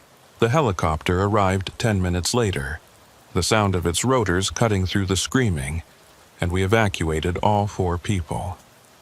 They were still catatonic when we loaded them into the bird, still whispering, watching, still wouldn't make eye contact or respond to questions. The medical team sedated them for transport, strapping them to backboards because they wouldn't stop that rocking motion, wouldn't stop staring at nothing. We found the 5th camper the next day during a full search of the area. 12 officers, search dogs, helicopter support, grid pattern sweep of the entire gorge and surrounding forest. He was about 2 miles downstream from where I'd found the others, alive but in the same catatonic state. Sitting on a rock beside the creek, staring at the water, whispering that same word. Watching. Watching. Watching. We searched for another 3 days looking for any explanation, any clue to what had happened. We found the figures' tracks at the edge of the amphitheater, dozens of them, pressed into the soft soil where the forest met the rocky bowl. But they were wrong.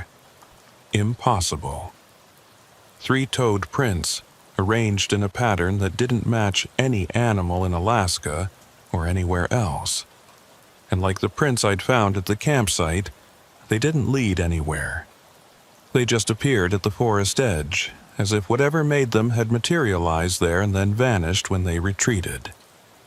We never found any other signs of what had been out there that night. No dens, no feeding sites, no scat, no hair samples. Nothing that would explain those voices, those shapes, those impossible tracks. The 5 campers spent 3 days in the hospital in Anchorage under observation and psychiatric evaluation. One by one, they came out of their catatonic state. First the woman, then 2 of the men, then the other 2 over the course of the 3rd day. But none of them remembered what had happened.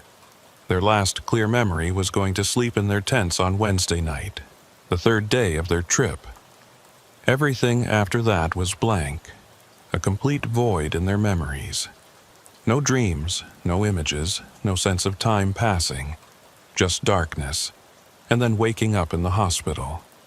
The psychiatrist who evaluated them diagnosed it as dissociative fugue state, possibly triggered by carbon monoxide exposure from a faulty camp stove, though we never found evidence of a stove malfunction or elevated CO levels in the blood work.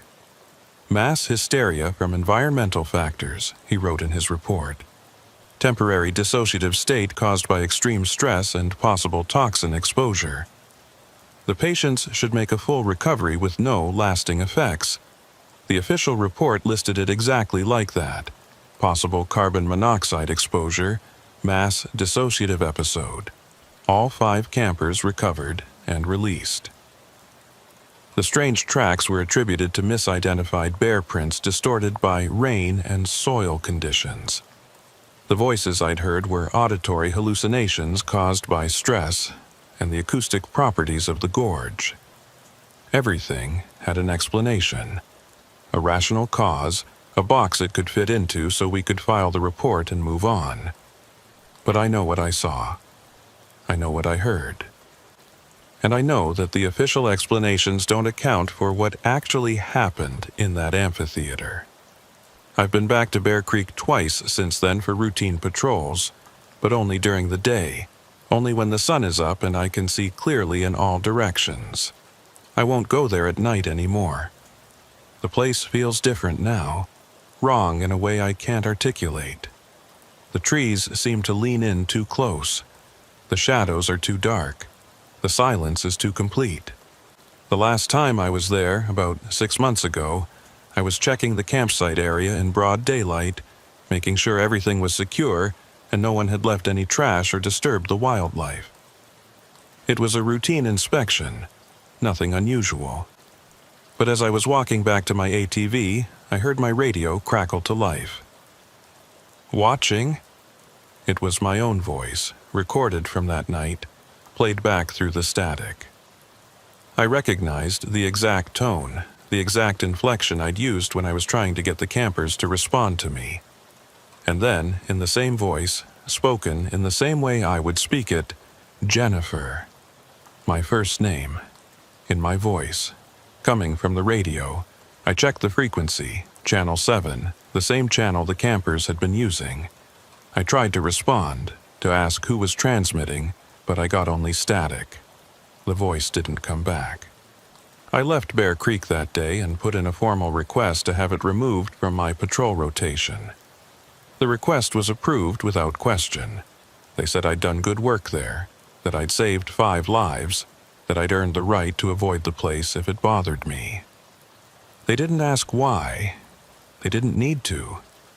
Everyone who works search and rescue long enough has a place they don't want to go back to. I start my new assignment next month, 300 miles south, in territory I've never worked before. Different forests, different mountains, different rivers, maybe different rules, Maybe whatever is at Bear Creek stays at Bear Creek, tied to that specific location, unable to follow. But 3 nights ago, I was at home in my apartment in Healy, lying in bed, trying to sleep, when my phone rang at 2 a.m. The sudden noise shocked me awake, my heart pounding before I was fully conscious. I grabbed the phone without thinking, still half asleep, and answered it. Hello? There was breathing on the other end. Not just breathing, synchronized breathing. Heavy, rhythmic, multiple people breathing in perfect unison. 4 distinct patterns, overlapping, in and out in exact timing. And then, very quietly, in my own voice, the exact tone and timbre and accent, like a perfect recording. Help us. We're watching. We're always watching. The line went dead. When I checked my phone's call history, there was no record of any incoming call. No number, no timestamp, nothing. Just my regular call log from earlier in the day. I haven't slept well since then. I keep my lights on at night, and I've started sleeping with my service weapon on the nightstand, even though I know that won't help. Whatever spoke to me that night on the phone, whatever was in that forest at Bear Creek, whatever made those 4 people sit in a circle and stare at nothing while they whispered about watching. It doesn't care about bullets or locked doors or distance. I've been thinking about quitting, maybe moving out of state entirely, going back to Wisconsin where the most dangerous thing is a car accident or a bad winter storm. But I don't think it matters. I don't think leaving Alaska will help, because last night I heard them again. Not on the phone this time. Outside my apartment window, in the parking lot 3 stories below. Voices, multiple voices, all speaking in perfect unison. Help us. We're lost. I didn't look. I kept my curtains closed and my eyes fixed on the opposite wall, and I waited for morning. When the sun came up, I went to the window and looked down at the parking lot. There were footprints in the fresh snow that had fallen overnight. 3 toed prints, dozens of them circling the building, and directly below my window, a message pressed into the snow in letters 3 feet high. Watching.